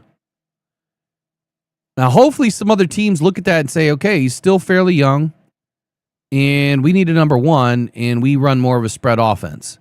We would gladly take in J-Mo. The question is, how much is he going to be worth? I'm dead nuts serious, man. If everyone is jumping down Brad Holmes' nutsack right now and pissed off that he doesn't do enough in free agency, then the buck has to stop with somebody. Somebody has to go. Pick a name. And it ain't Jared Goff, because it is way easier to get worse at quarterback than it is easier to get better. And there's no rookie that's going to save the day. Is there any rookies in the Super Bowl this year? No. Is there any rookies in the playoffs this year? I don't think there was. I think it was second-year players are better. But someone has to go. If you want Brad to go take some swings in free agency and or the draft, then you probably need to trade J-Mo. You have Isaac Tesla. You don't want him to be a tight end or take tight end roles. I think a lot of people misunderstand what it is that I'm trying to explain, even though I've tried to explain it pretty clearly. All I'm asking for the Lions to do is if Tesla gains 10 pounds, even 15 pounds, I did the whole equation. I had AI do a whole equation for me based on real analytics data. I called my PT therapist and asked them if they had any data on speed and weight and all that when they work with athletes. And they said, absolutely, we do. So the number that I got was that if he put on 10 pounds, his 40 time would go down by 0.03 seconds. So a 4.43 is now a 4.46. That's nothing. I just want him to run faster than a 4.45 or a 4.5. If he can stay under sub 4.5, Tesla would be one of the fastest tight end receivers in the game. So asking him to put on some weight to run some routes, you're still a receiver. You're just lining up as a tight end in those packages. You've gained some weight, so yeah, you can block some guys a little bit better. I'm not asking the guy to go block tight, or defensive ends. You just really want to be an annoyance there. But it's running those routes. It's taking those Puka Nacua type routes. He can do it. There's no reason why he can't. And that's how you keep J-Mo. Otherwise, I don't see how these guys are going to get fed. What do you think? What do you think about either one of those options? What are my options? Tesla takes more tight end lineup. It's not that he's going to convert totally to tight end. It's just gaining the weight. And when we're running more 13 jumbo, 12 jumbo, he's going to run more of that third tight end route, but he'll be more of a hot guy. He'll be the hot route often, because if he's lined up on a linebacker and that linebacker starts, trailing him once he takes step one, Goff will recognize that and he becomes hot immediately. But if he gets lined up with a corner, well, then you're clearly going to go to a different direction unless he beats the corner. But the goal is to get the bigger DTs, the safeties, and the linebackers on the field when you run 13 personnel, so that way you can single up a linebacker, bigger, slower linebacker on a tight end, a running back, or a receiver. That's the goal. Because they think you're going to run the ball. And that's where mixing up the plays, the play style, that's where it works, for you. Because if you go in there and you line Tesla up in nice and tight as a tight end and you run the ball consistently and you're having success, what happens when it becomes a third quarter and now you flip it on them and you say, okay, we're going to make it look the same. Everything's going to, be the same, except now Tesla's going to shade and go. You're going to catch that linebacker flat-footed and it's going to be a big play. All you need is 1 or 2 big plays a game. That's really all you need. And it breaks it wide open, especially when you need it. It's 3rd and 10. It's the 4th quarter. There's 6 minutes left. You're down by 5 or 4. Now it's time to open up that play where they think you're going to run. Bang, there goes Tesla. Now, throughout the rest of the game, he can line up as a wide receiver. Yeah, I don't mind him playing a little bit of a hybrid role, and I don't mind him putting on a little bit of weight.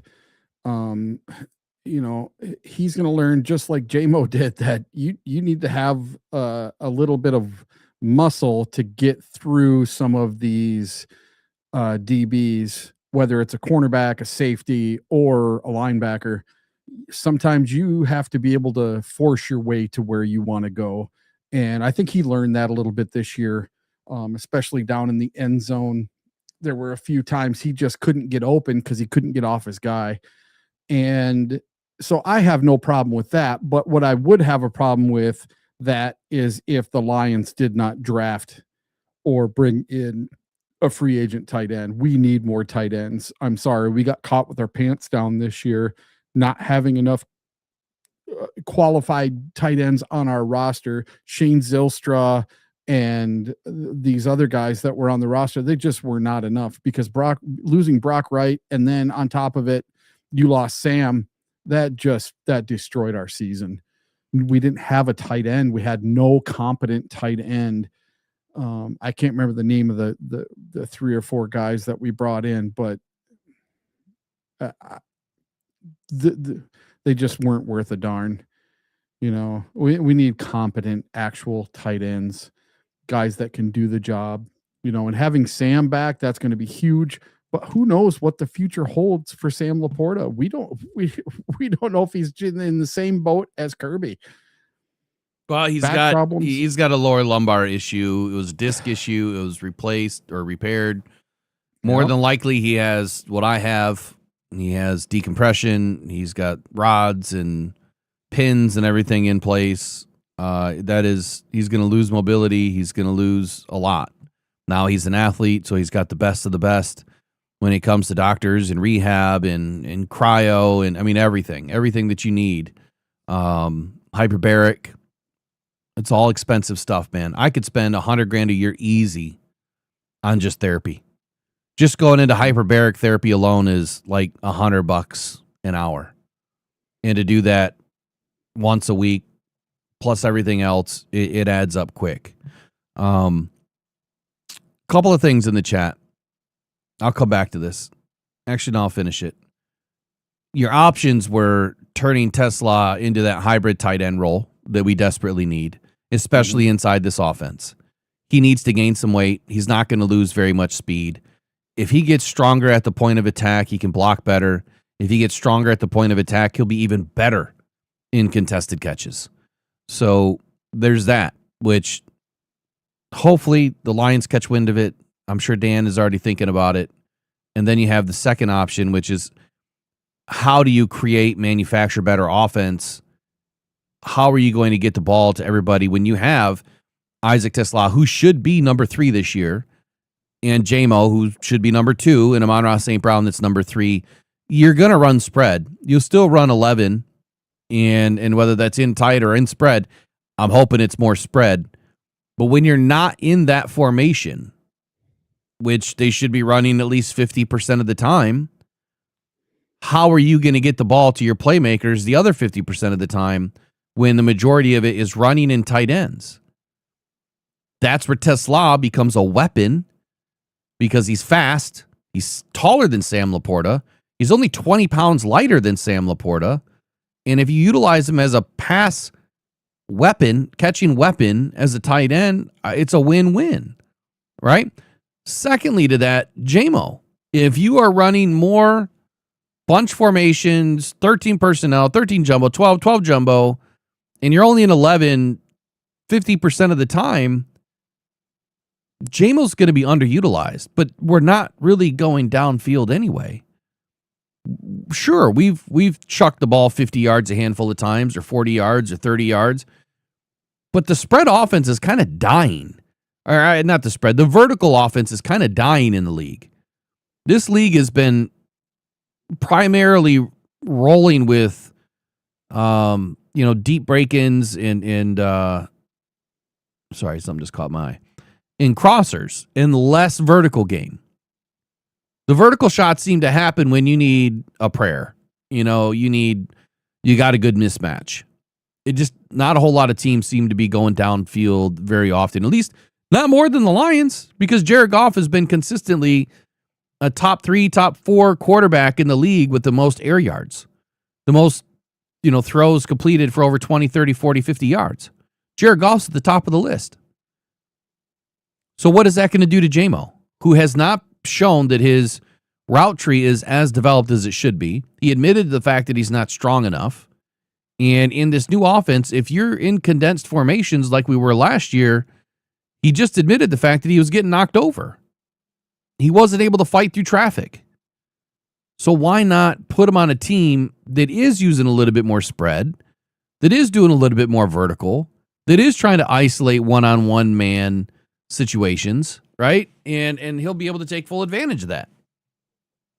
What do you get in return? You spent a first. I forget what we used to move up. Let me look.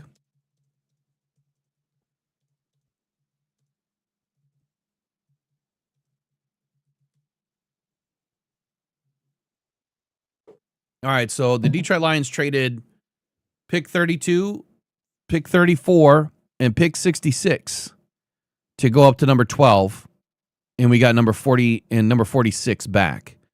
So we traded a first, a second, a late first, a very early second, and an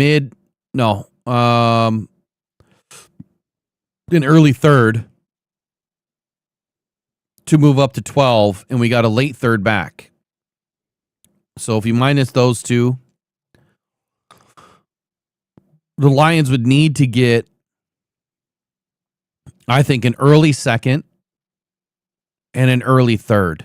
If you got an early second and an early third for Jamo, that's not a loss at all, in my opinion.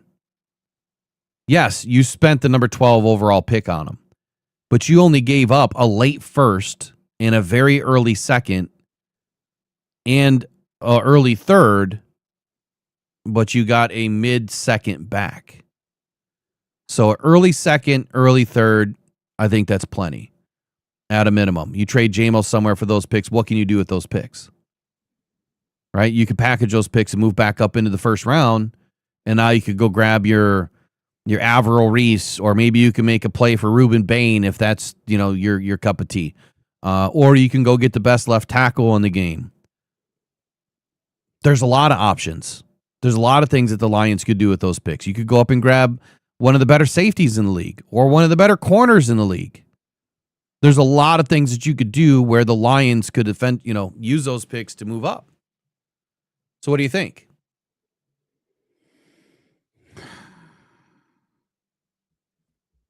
I'm not sold on letting Jamo go anywhere. I think he's too dangerous of a piece to let go. And I don't think he's hit his ceiling yet, even with limited touches this year and being non-existent for 3 games. If he hit 1,100 yards missing, well, he didn't miss 3 games. He just wasn't used for 3 games whatsoever. If he can just become more of a steady Eddie and be the same across 17 games versus having 5 or 6 really good games, a couple of average games, and then completely disappearing for some other games. If he can just be consistent like Amon-Ra, I mean, he could put up 1,500 yards while Amon-Ra does the same. Imagine having 2 14 or 1,500 yard receivers on the same team. I don't know if it's ever been done. I'm not worried about that stat. I don't care about any of those stats. I care about winning a Super Bowl. Yes. I don't care. I don't care if we have 6 receivers with 1,000 yards. If you don't win a Super Bowl, it's meaningless. You know what I'm saying? Like that stuff it's great to talk about for me, but I want to win. And the only way you can win apparently right now is you have to maximize your trade effort, and you need to get a little bit more savvy in free agency. This is a year that I think the Brad can do something in free agency just by restructuring some contracts. So yeah, you don't have to do anything with J-Mo. You don't have to do anything with David Montgomery. Which by the way, I got a call coming in 2 minutes on David Montgomery that I got to take. Okay. I just got a comment on my Petsing video from yesterday. Someone said other teams were not interviewing him. What does that say about Drew Petzing? Does anybody realize or know that Drew Petzing canceled 5 interviews after the Lions hired him? Oh, wow. Does anybody know that? Yeah, they probably don't. They talk before they go look anything up. Does anybody? Like I used to. Does anybody know that Drew Petzing interviewed for the Bears job last year? Head coaching job?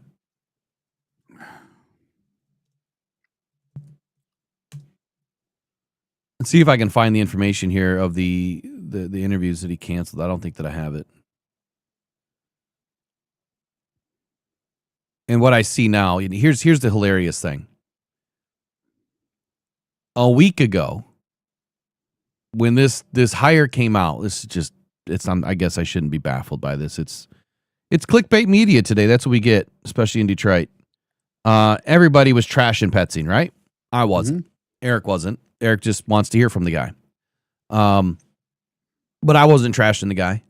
Immediately, I went into research mode. Why?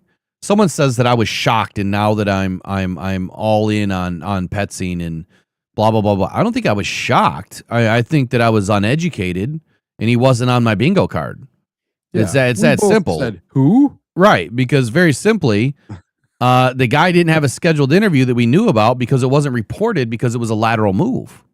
Yep. So a lot of these interviews that are not known is because they're lateral moves or they haven't been reported yet. If it's not reported, it's not reported. It doesn't mean that it doesn't exist. And I'll double down on what Brad Holmes said. Just because you're not hearing the headlines or reading the headlines about things I do doesn't mean it doesn't happen. Nobody knows what Brad Holmes is doing. And the people that say that they know, they're full of shit. So same thing with Drew Petzing. Just because you don't know doesn't mean that it wasn't happening. Well, what's funny is now you're seeing across the league or across the media, like Arizona Cardinals reporter throwing shade at Drew Petzing. Okay, I could tell you right away the guy doesn't know what the hell he's talking about. He's a Cardinals fan. He's a Cardinals writer. He's probably not thinking or looking at all the things that I just drummed up over the last week to give you the facts and the accurate information about Drew Petzing. Everyone is consistently, bashing the dude. And now, after they've done some research, they're all trying to say, oh, this is a great pickup. This is a great signing. This guy's perfect for Detroit. What in the bipolar is going on in Detroit, man? It's either you're all in or you're all out. But when you start to realize you're wrong, everyone's backpedaling. Instead of just admitting, you know what? I didn't know enough about the guy. I probably shouldn't have shot my mouth off because I didn't get McDaniel. I didn't get my guy. I didn't get my edge rusher. I'm just going to trash the guy. And then when the information starts to trickle out that, wait, there's way more to this than what we even knew, which I was the first one to admit. But that's why I went deep into the research, did like 3 articles, like I said, a couple of videos, 3-4 hours worth of live on it because it needed to be done. No one else was doing it. I can change my mind on anything, but I was never out on the guy. I just didn't know the guy, and I never wanted McDaniel. There's no way. I got to take this call real quick. If there's anything, can you go into something real quick? Yeah. All right. So I'm going to go into something that might be a little touchy for some of you Detroit Lions fans. All right. Over the weekend, there was a local beat writer. I'm not going to name names, and nobody put it in the chat. If you know who it is, please do not put this person's name in the chat. I'm not picking on them. But on Sunday, a local beat writer made kind of a poor decision, and he published a piece arguing that Matt Stafford should not be remembered as a Detroit Lion. And his article read less like thoughtful analysis and more like emotional history fueled by playoff envy. The idea that Stafford's legacy should be erased because he won a Super Bowl after leaving Detroit is not just wrong, it ignores how sports history actually works. Okay, so let's start off with a comparison. So we're going to start off with an obvious comparison. Calvin Johnson. Megatron. Number one, he never won a playoff game with the Detroit Lions. He retired early from the Detroit Lions. He played his entire career for our dysfunctional franchise through Matt Millen and all these other dysfunctional GMs and coaches and front offices and everything else. But what did Megatron do? He still had his jersey retired. He was still inducted into the Hall of Fame. He was still inducted into the Pride of the Lions. And he's still revered as one of the greatest players in NFL history. Why? Because greatness isn't erased by team failure. And Matt Stafford's greatness in Detroit is undeniable. So now,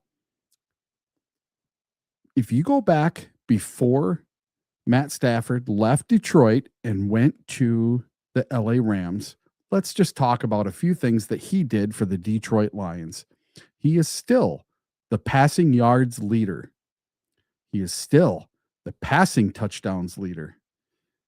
He has the most fourth quarter comebacks, the most game-winning drives, and he's probably the toughest quarterback that this city has ever seen.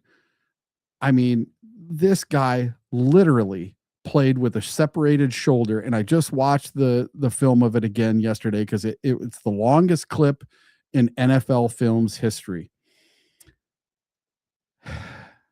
And he still threw a game-winning touchdown against the Browns. And listen,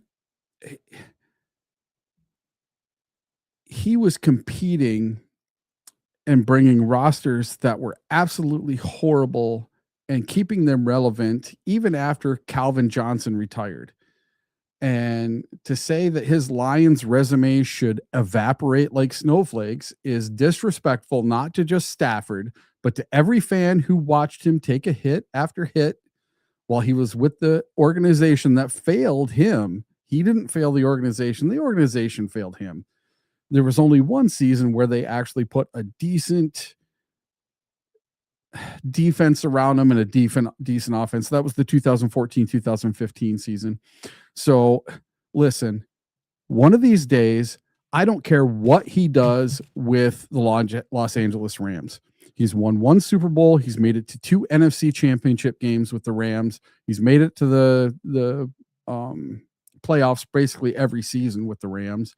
And he's had a lot of success with the Rams. But you know what? The people of Detroit and the team in Detroit, the Detroit Lions, are not going to let somebody's failed, lazy narrative erase what he did in Detroit. Someday his number 9 will be retired in Detroit as a Detroit Lions. I have no doubt. And listen, what he did for this team over 12 seasons cannot be denied.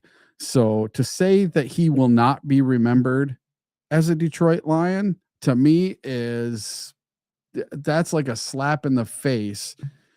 And you know what? Do you know how many people I saw this weekend alone that posted about they were rooting for Stafford this weekend because he was the former Detroit Lions quarterback, and that gave them something to root for this weekend. Whether they're right or whether I wasn't they're one wrong. of them. Well, there was a lot of them. I wasn't either.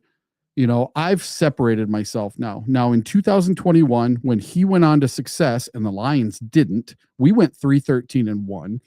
When he went on to win a Super Bowl, I'm not going to lie. I rooted for him. Now, did I have a Detroit Rams shirt on? No, I didn't. I never got one of those. But I wasn't classless enough to not root for the guy. But now that he's had his Super Bowl, I'm not rooting for him to win another one. I'm done rooting for him now. I did it for one postseason. That was it. And I'm done.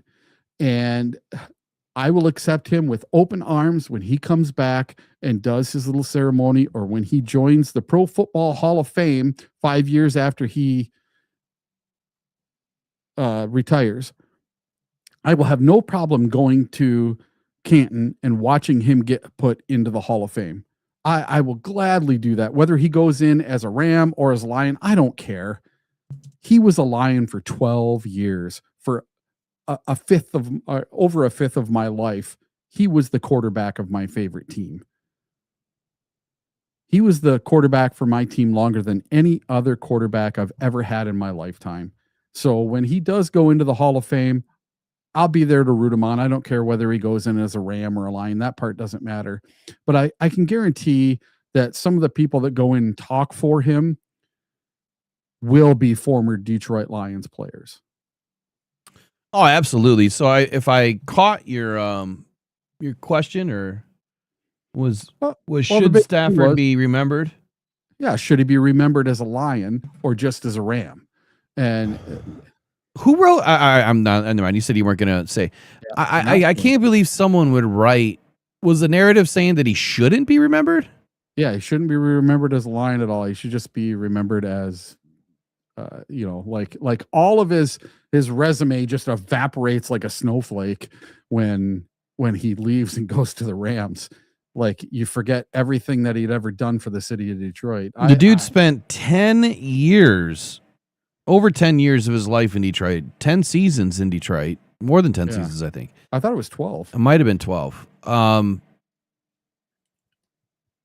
Just because he went on to LA and won a Super Bowl on a loaded team doesn't mean that, like you said, doesn't erase his time in Detroit.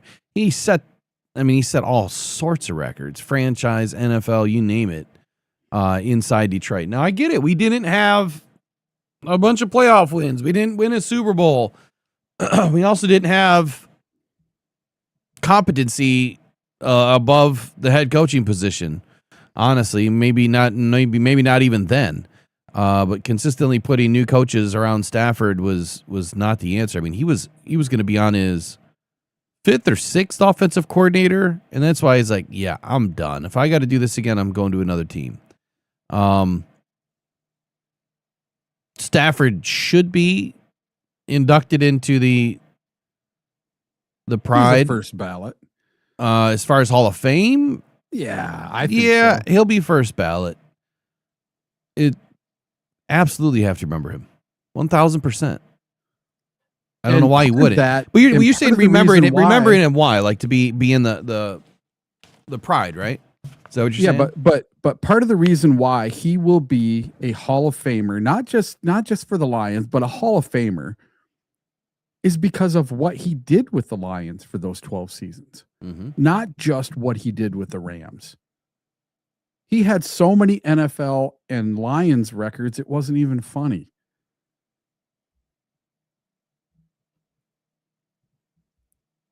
Yeah, I don't understand, man. I think so that kind of. I think it's just people's hate, dude. It's just people can't get out of their own way. They're so full of hate. Yeah, when I saw this, I was just like, "What? You can't dismiss what he did with the Lions. I'm sorry, you can't. No, you can't." I just gotta fix this real quick.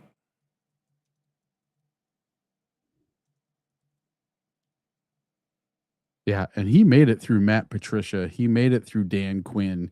He made it through Matt Millen. I don't blame the guy for leaving. That's just God. It gives me heartburn just hearing those names. Yeah. Yeah, interesting. I think Stafford should absolutely be remembered. All right, just a few more minutes here. I know we started late. Couple other things. Where'd my list go?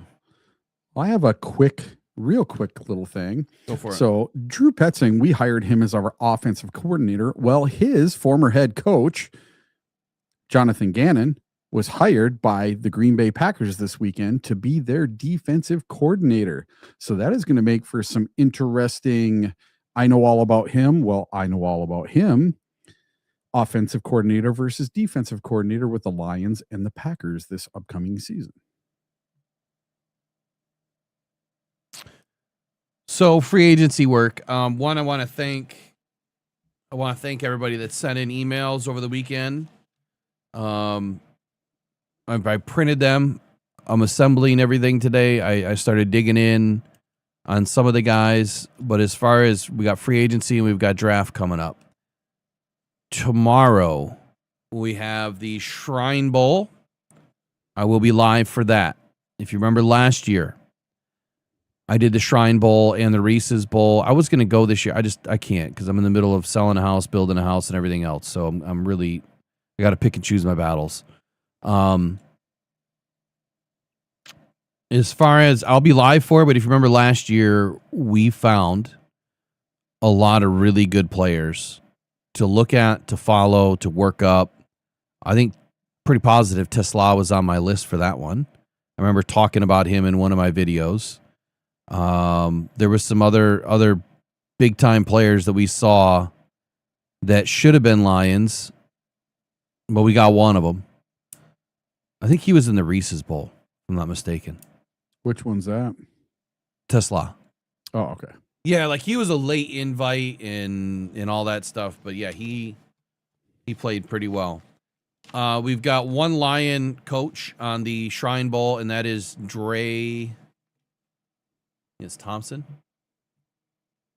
cornerbacks coach.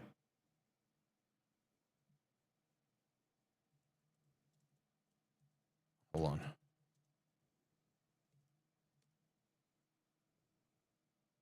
$101st Shrine Bowl this year, man. That's crazy.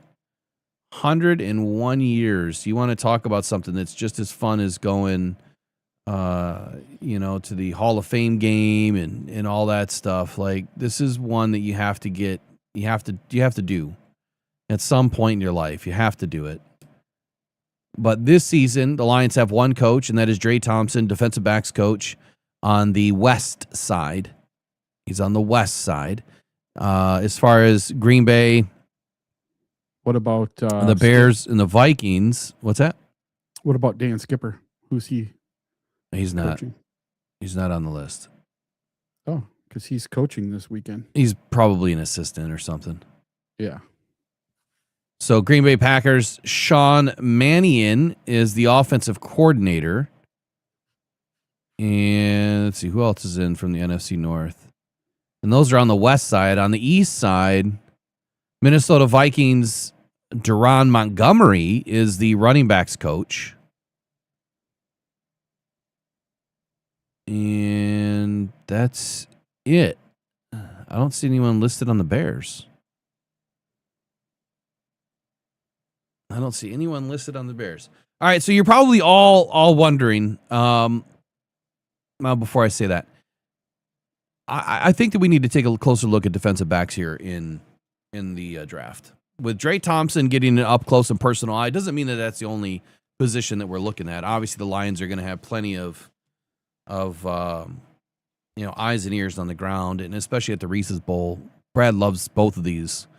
They do find some players, and they will be listed, and they will come in. We'll probably get a handful of these guys coming in here during the top 30 visits and local visits and everything else. But anyway, probably everyone's wondering the call that I just took. I reached out to someone that I know that has helped me quite a bit, or given me some good information about David Montgomery. It doesn't sound good. It sounds like during the last month or so of the season, Now, this is not for sure, right? This is going to be an educated just take. I'm not going to say I know anything. That would be the wrong information, wrong sentiment to give. But it sounds like towards the end of the year, David Montgomery was like done. Like he was gonna search for a partner. Like he was gonna get his agent to look, all speculative, going to get his agent to look into a trade if the Lions weren't going to move the needle for him and look and help him out. So it kind of makes sense to me now why Brad Holmes was saying the things that he was saying in that final interview of the season, right? The exit interview. And I don't know, Eric, wasn't it almost like he was just saying like, love you, David. Sorry we couldn't make it work. It was almost like a breakup video, or like a breakup, message. Yeah. You know what I mean? Like a breakup letter. Like, love you, David. Sorry it didn't work out, man. It wasn't planned. We wanted to, install you more into the offense, but it didn't work. And we're gonna do our best in trying to find you, your new arranged marriage. It's kind of the way it felt to me. I don't expect David back this year. Even with the Drew Petzing hire, which then reinvigorated my thought process to think, okay, Petzing's going to go heavy in the run game. Maybe this is going to, David is going to want to be involved, but I think he wants to be a starting running back like he was in Chicago. Question is, where is that? Because at least 16 teams want him. Guaranteed. What do you think? I don't even want to think about him going anywhere else. Then you're going to have him beating up on us. Maybe. I mean, depends on where he goes. Yeah, but then we have to replace him. Then do we have to do it with a draft pick, or do we have to do it with someone in free agency?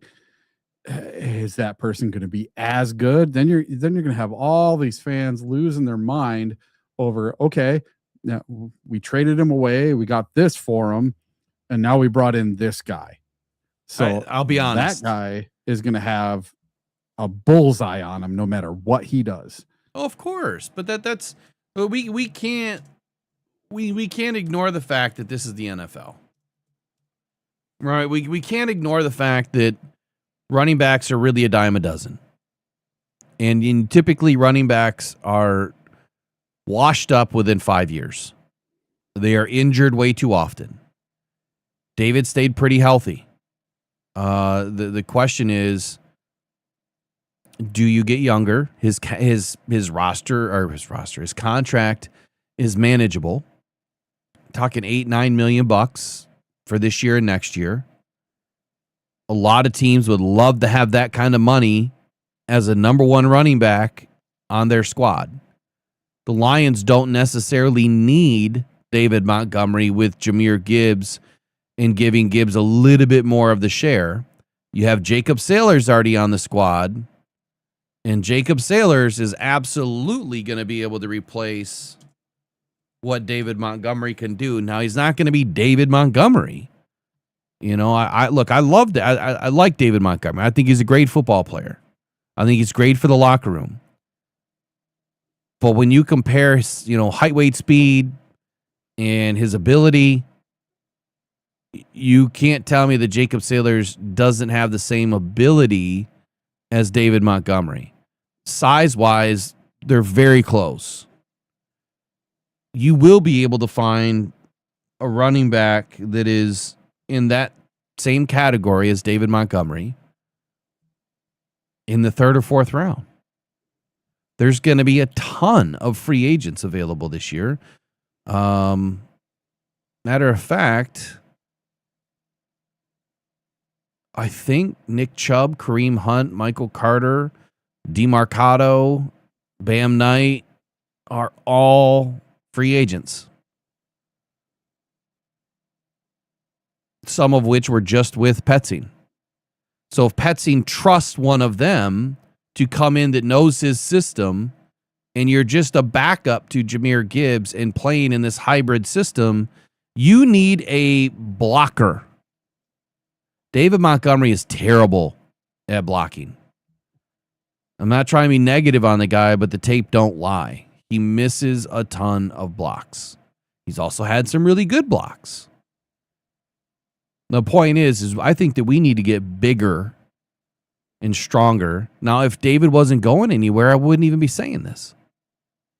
If the thought wasn't already, the seed wasn't planted, I wouldn't be talking about it, other than the fact of where I started with David was cap savings and in trying to find a unique trade partner. That was the very first video that I did. Now it's going to transition to where's he going, and then who are we going to bring in next? That's the call that I just received. That I put out a feeler. He didn't want to email me or text me because then it's in print, even though I trust that I would never do that to him.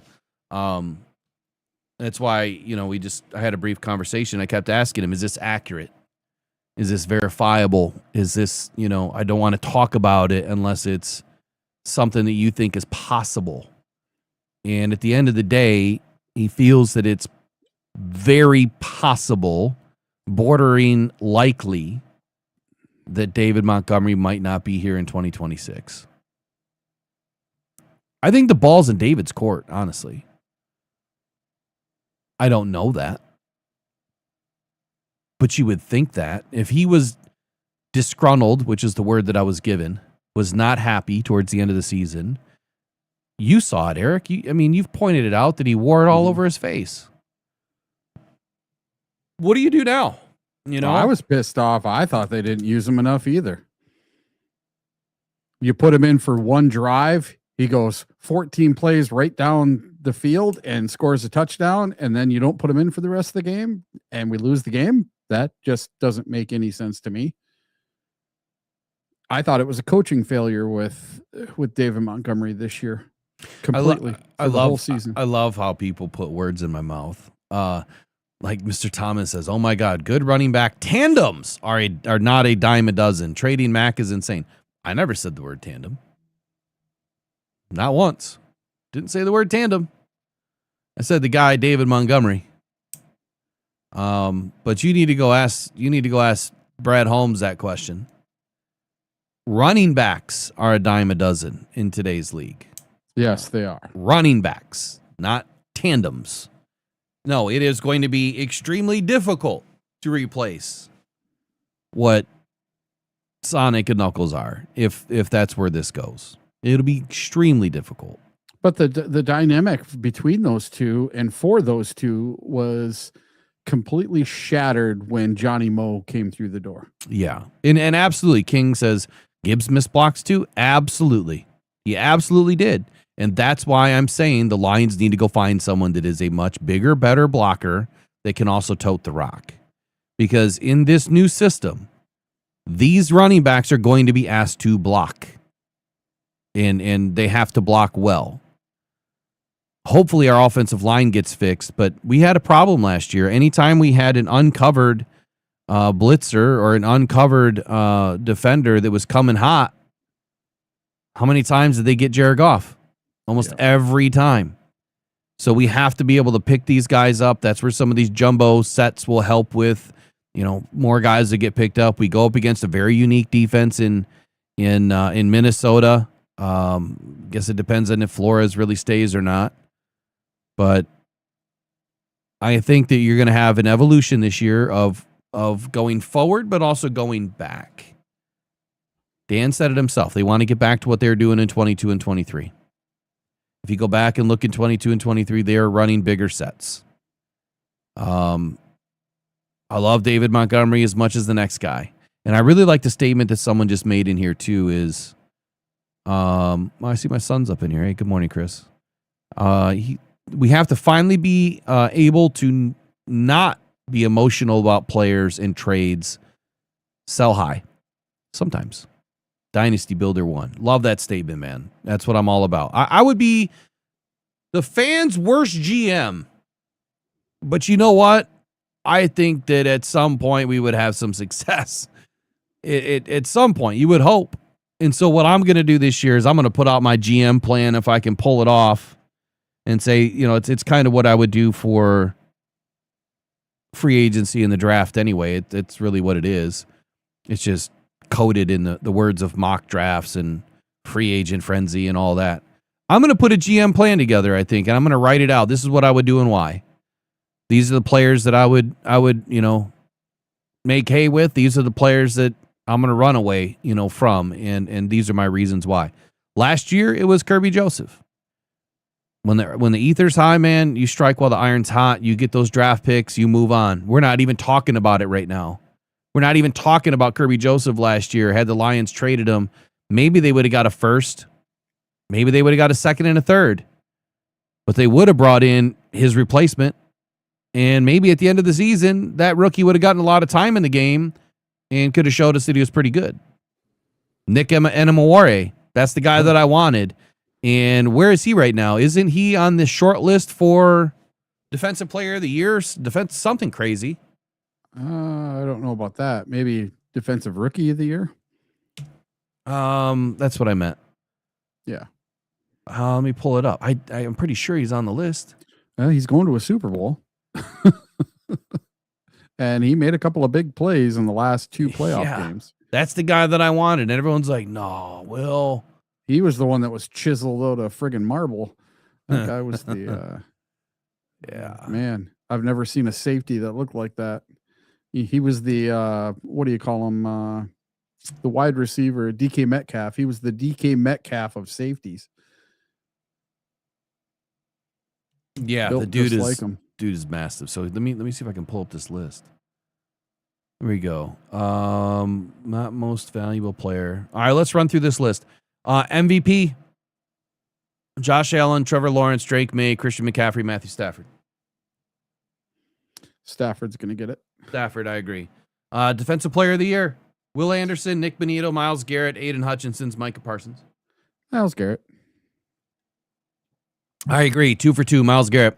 Offensive Player of the Year: Drake May, Christian McCaffrey, Puka Nacua, Bijan Robinson, JSN. Christian McCaffrey's going to get it.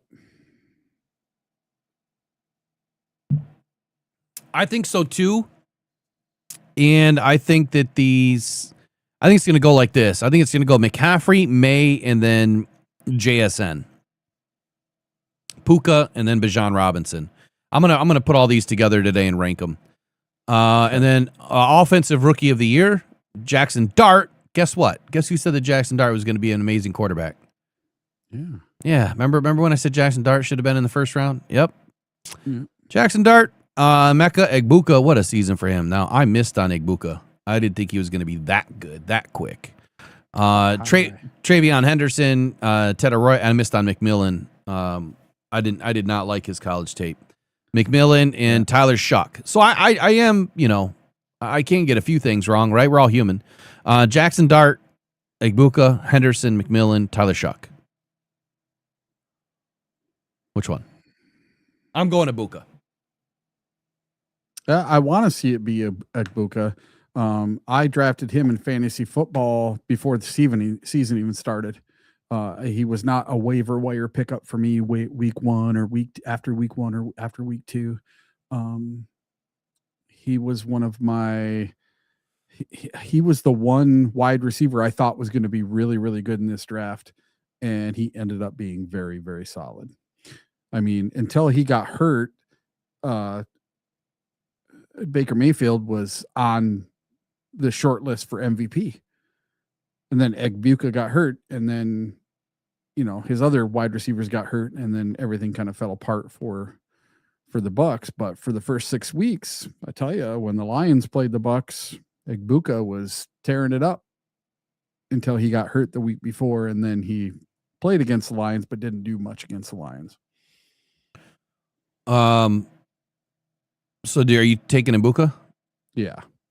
Chris, I'll have to come back on that one. So my son is saying, look at the Steelers' potential trade for Najee Harris or Jalen Warren. I'd have to look into that one. Honestly, I didn't think of that one. I haven't gone into all the trades yet. Tony Detroit, $2 says Demo is not considered a good blocker? ? He's missed quite a few. I could put some on tape if you want, but yeah, he's missed quite a few blocks. He's missed quite a few, some big ones. So defensive rookie of the year. This is where he is. Abdul Carter, Emanawari, Pierce, Sweshinger, and Watts. And what's funny is two of the players that I had high on my draft list, Emanawari and Sweshinger. Sweshinger was high on the Lions list, and he was taken just before the Lions could have taken him. Otherwise, I believe Sweshinger would have been in Detroit. I'm gonna go with Emanawari here. Emanawari is still playing, but I'm going to go with Sweshinger. J-Rod says, Brad Holmes loves Najee. Good call, Christian. That is a good call. I don't know much about the relationship there, but there are some linkages that I have stored away. Comeback player of the year, Stephon Diggs, Aiden Hutchinson, Trevor Lawrence, Christian McCaffrey, Dak Prescott. Is there a rule that you can only win one of these? Or is it just flat out you win, you win? No, you can win multiple. And the thing that sucks is Christian McCaffrey's got it before. He's going to get Offensive Player of the Year, and he's going to get Comeback Player of the Year. I don't believe he deserves to get Comeback Player of the Year. I believe that it should be Aiden Hutchinson. Hutchinson had more of a comeback this year than what Christian McCaffrey had. I don't know about that. I mean, what Christian McCaffrey did this year was insane. It was insane. Over 100 catches, on the ground. A crappy ass team, but yeah, Aiden didn't do anything that was like crazy good. I mean, you have to go back and look at the sacks that he had. I can guarantee you, if you go back and look, half of them were like those tap down. Anybody was gonna get it. I got there first, kind of a sack. They weren't blow it up on, third down and you get to the quarterback in under 2.5 seconds. Yeah, he had a couple of swipes for, fumbles, and then he had the strip sack, and then he also had that interception that was really nice. But outside of stats though, what else did he do that was comeback player of the year category? Which I think you kind of have to add a statistical output to that as well. It's not just come back and you played. It's, well, how did you perform? Well, he carried his team. He did? Yeah, because he lost his quarterback halfway through the season. Didn't AQM carry the team? No, I'm talking about Christian McCaffrey. I'm talking about Aiden. Yeah. Oh, okay. All right. The whole time I was talking about Aiden. So, but Christian McCaffrey, yeah. So who are you picking? Comeback player of the year. I want it to be. Of course, we all want it to be Aiden, but I want it to be Aiden because Christian's won it before, and Christian's going to get another award. So why give him 2 awards? And what injury is he overcoming? I also look at that. Which injury is harder to overcome? A calf injury, or your leg was broken into 2 pieces and your freaking half your leg was going the wrong way? So I think, if I remember correctly, wasn't Christian McCaffrey diagnosed with a severe ligament issue? Or that was the year before. Last year was a calf injury, if I'm not mistaken. No, I thought it was severe ligament issues in both legs that'll never go away. Because he went to Germany and had stem cell stuff done and all this stuff that you can't get done here in the United States.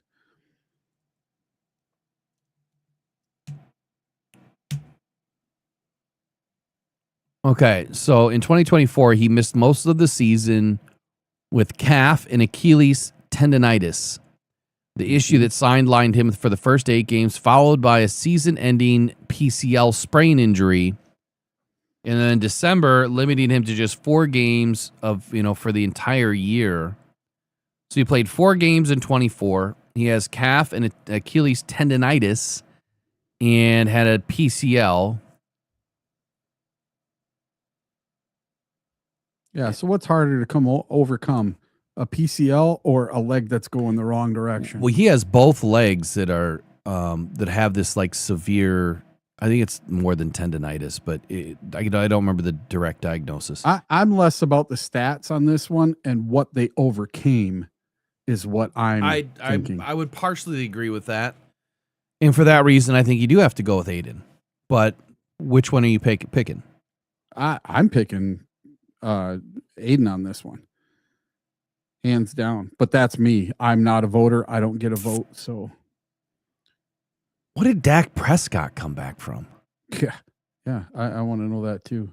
I'll have to dig into more of this. I'm going to go with Aiden. I think you're right. I think the severe broken leg, the traumatic nature of it, I think that's going to resonate with fans and these AP voters.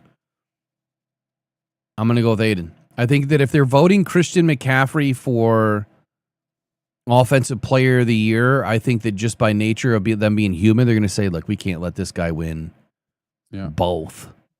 Aiden had to come back. Pretty significant injury. So I'm going to go 8-2. Coach of the Year? Liam Cohen? I can't say his name. Mike McDonald? Kyle Shanahan? Mike Vrabel? And that dude from Chicago. I'm going to say Liam Cohen. Ooh. He took a team that sucked and a quarterback that was, highly touted, all the talent in the world, and got 13 wins out of the Jags. The Jags. So yeah, Liam Cohen in a runaway.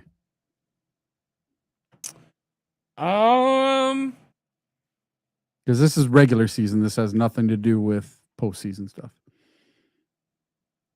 I'm going Vrabel. Here. Look, I get it. Ben Johnson, that dude from Chicago. You could say that it was a great season. 7 or 8 comeback wins in the final, the final few minutes of the fourth quarter. Okay, that's good. Liam Cohen, he brought the Jags back from nowhere's land. They had a good season. Mike McDonald and the Seahawks. What he did with Sam Darnold this year, I think that he's up there. Kyle Shanahan, go fly a kite. Mike Vrabel, again, what he did this year with New England and the fact that he would be the first player and coach to ever win a Super Bowl on the same team is pretty incredible too. I'm going to go Vrabel, McDonald as my number 2. Liam Cohen is number 3. You want to know what's funny about that? 4 of those 5 head coaches that you just mentioned played a 4th place schedule. Yeah. Yep. And see, what did Dan last year, having played a first place schedule? Yeah. Going through that entire season with all of those injuries. Yeah. And having to figure out a way to win. Goes 15-2. And you don't get coach of the year? Yeah. And he lost it to what's his nuts for the Vikings, and they absolutely fell apart. Yeah. Kevin O'Connell. He shouldn't have been coach of the year. It should have been MCDC. Well, I don't know what I'm missing in here, but why is Crazy Clown going off the hook on something? Crazy, what's going on? What did I miss? Something about fans telling players to leave? I don't know. I must have missed it. All right, what's the last one here? AP Assistant Coach of the Year. You got Vic Fangio, Brian Flores, Vance Joseph, Clint Kubiak, Josh McDaniels. Flores in Minnesota for Assistant of the Year? Hands down. You think so? Yep. Why? Because he's doing a lot with what he had. I think Flores is a hell of a coach. And the Vikings are extremely lucky to get him back if he does not take a head coaching job. There's only 4 head coaching jobs left, and I just don't know if he's going to take one of the ones that's left. I thought it was either going to be the Ravens or the Steelers, and both of those jobs are gone. So now you have the Buffalo Bills. You have, let's see. I'm going, I don't know who yet, but it's either going to be Kubiak or McDaniels for me. Yeah. Yeah, I'll figure it out here in a little bit when I write the article, but the reason why is what he did with Sam Darnold. New quarterback, Josh McDaniels, same thing, all new team. I think that he did a lot more with less. Vance Joseph, I think he's got a shot too because of the defense that he's done wonders with in Denver. Those are my top 3. Vic Fangio, look, he's been around forever, and yep, he's had good defenses, but they shit a brick this year, and yeah, not good. So those are my top 3. I don't know AP Coach of the Year just yet. So my top 3 is Vance, Clint, and Josh. All right, final 30. Let's get the hell out of here. Yeah, I got to get going for the day. It's fun watching my silver stuff go to yeah, I know, right? The moon. I got AppMex on. I always have it down in the corner so I can watch it. Silver's up 8.59% today. So anyone that doubted me talking all weekend about silver gonna explode, they're all wrong. They were doubting you? Oh yeah, dude. It's gonna reset. It's going back down under 100. I'm like, no, 100's a new floor. You better get used to it, buddy. It might reset, but not like that. Silver 6 months ago, Eric and I were talking off air, and we were talking about silver. Yep. And back then it was like $50. Oh, less than that. Maybe less. Yeah. Oh, it was in the 30s. And there was when you look at the relationship between the gold and the silver prices, you had mentioned something. It was at 100-to-1 ratio. Yes. It's already broken, and it's, let's see, it's in 50-to-1 right now. So if you look at what's going on over the pond and how, you know, they stopped. It was Japan, right? Or China? China. In Shanghai this morning, before the markets opened, it was trading at $111, and right now it's at $112.59 in the United States. Well, they're hoarding all their silver. They're not. Yeah. They're not doing anything with it. No. They're hoarding no contracts. Yep. No contracts. No nothing. So you can't buy physical silver. So. Yep. And the only place that you can really go in and be secure that you can actually go get silver is over there. Like if you went across the pond and wanted to trade your silver in, they have the bullion to give you. Yeah. Here, good luck. Yeah, we got a bunch of paper contracts here. Paper. And that's usually not worth squat. So yeah, it's fun, man. It's fun to watch. Silver is more than almost tripled this year. Or in the last 9 months. And gold is almost tripled since I got in on gold. And silver's still low enough to get in. So if you want to, don't take my investing advice, do your own investing advice. But if you still want to get in, you can still get in and still make it rain. All right, we'll see you guys tomorrow here on the Rise of Grind Morning Show. I've got some new graphics and some things that I'm working on. So just don't pay attention to the graphics. Just pay attention to the alert. I'm trying to get it fixed. And anyway, what a weird day. I wish that we were in the Super Bowl, man. But a couple weeks left, season will be over. And between now and then, it's ramp up. Mailbag at rockdown.com. Get me all of the names you want me to look up right now, because once I lock in, it's done.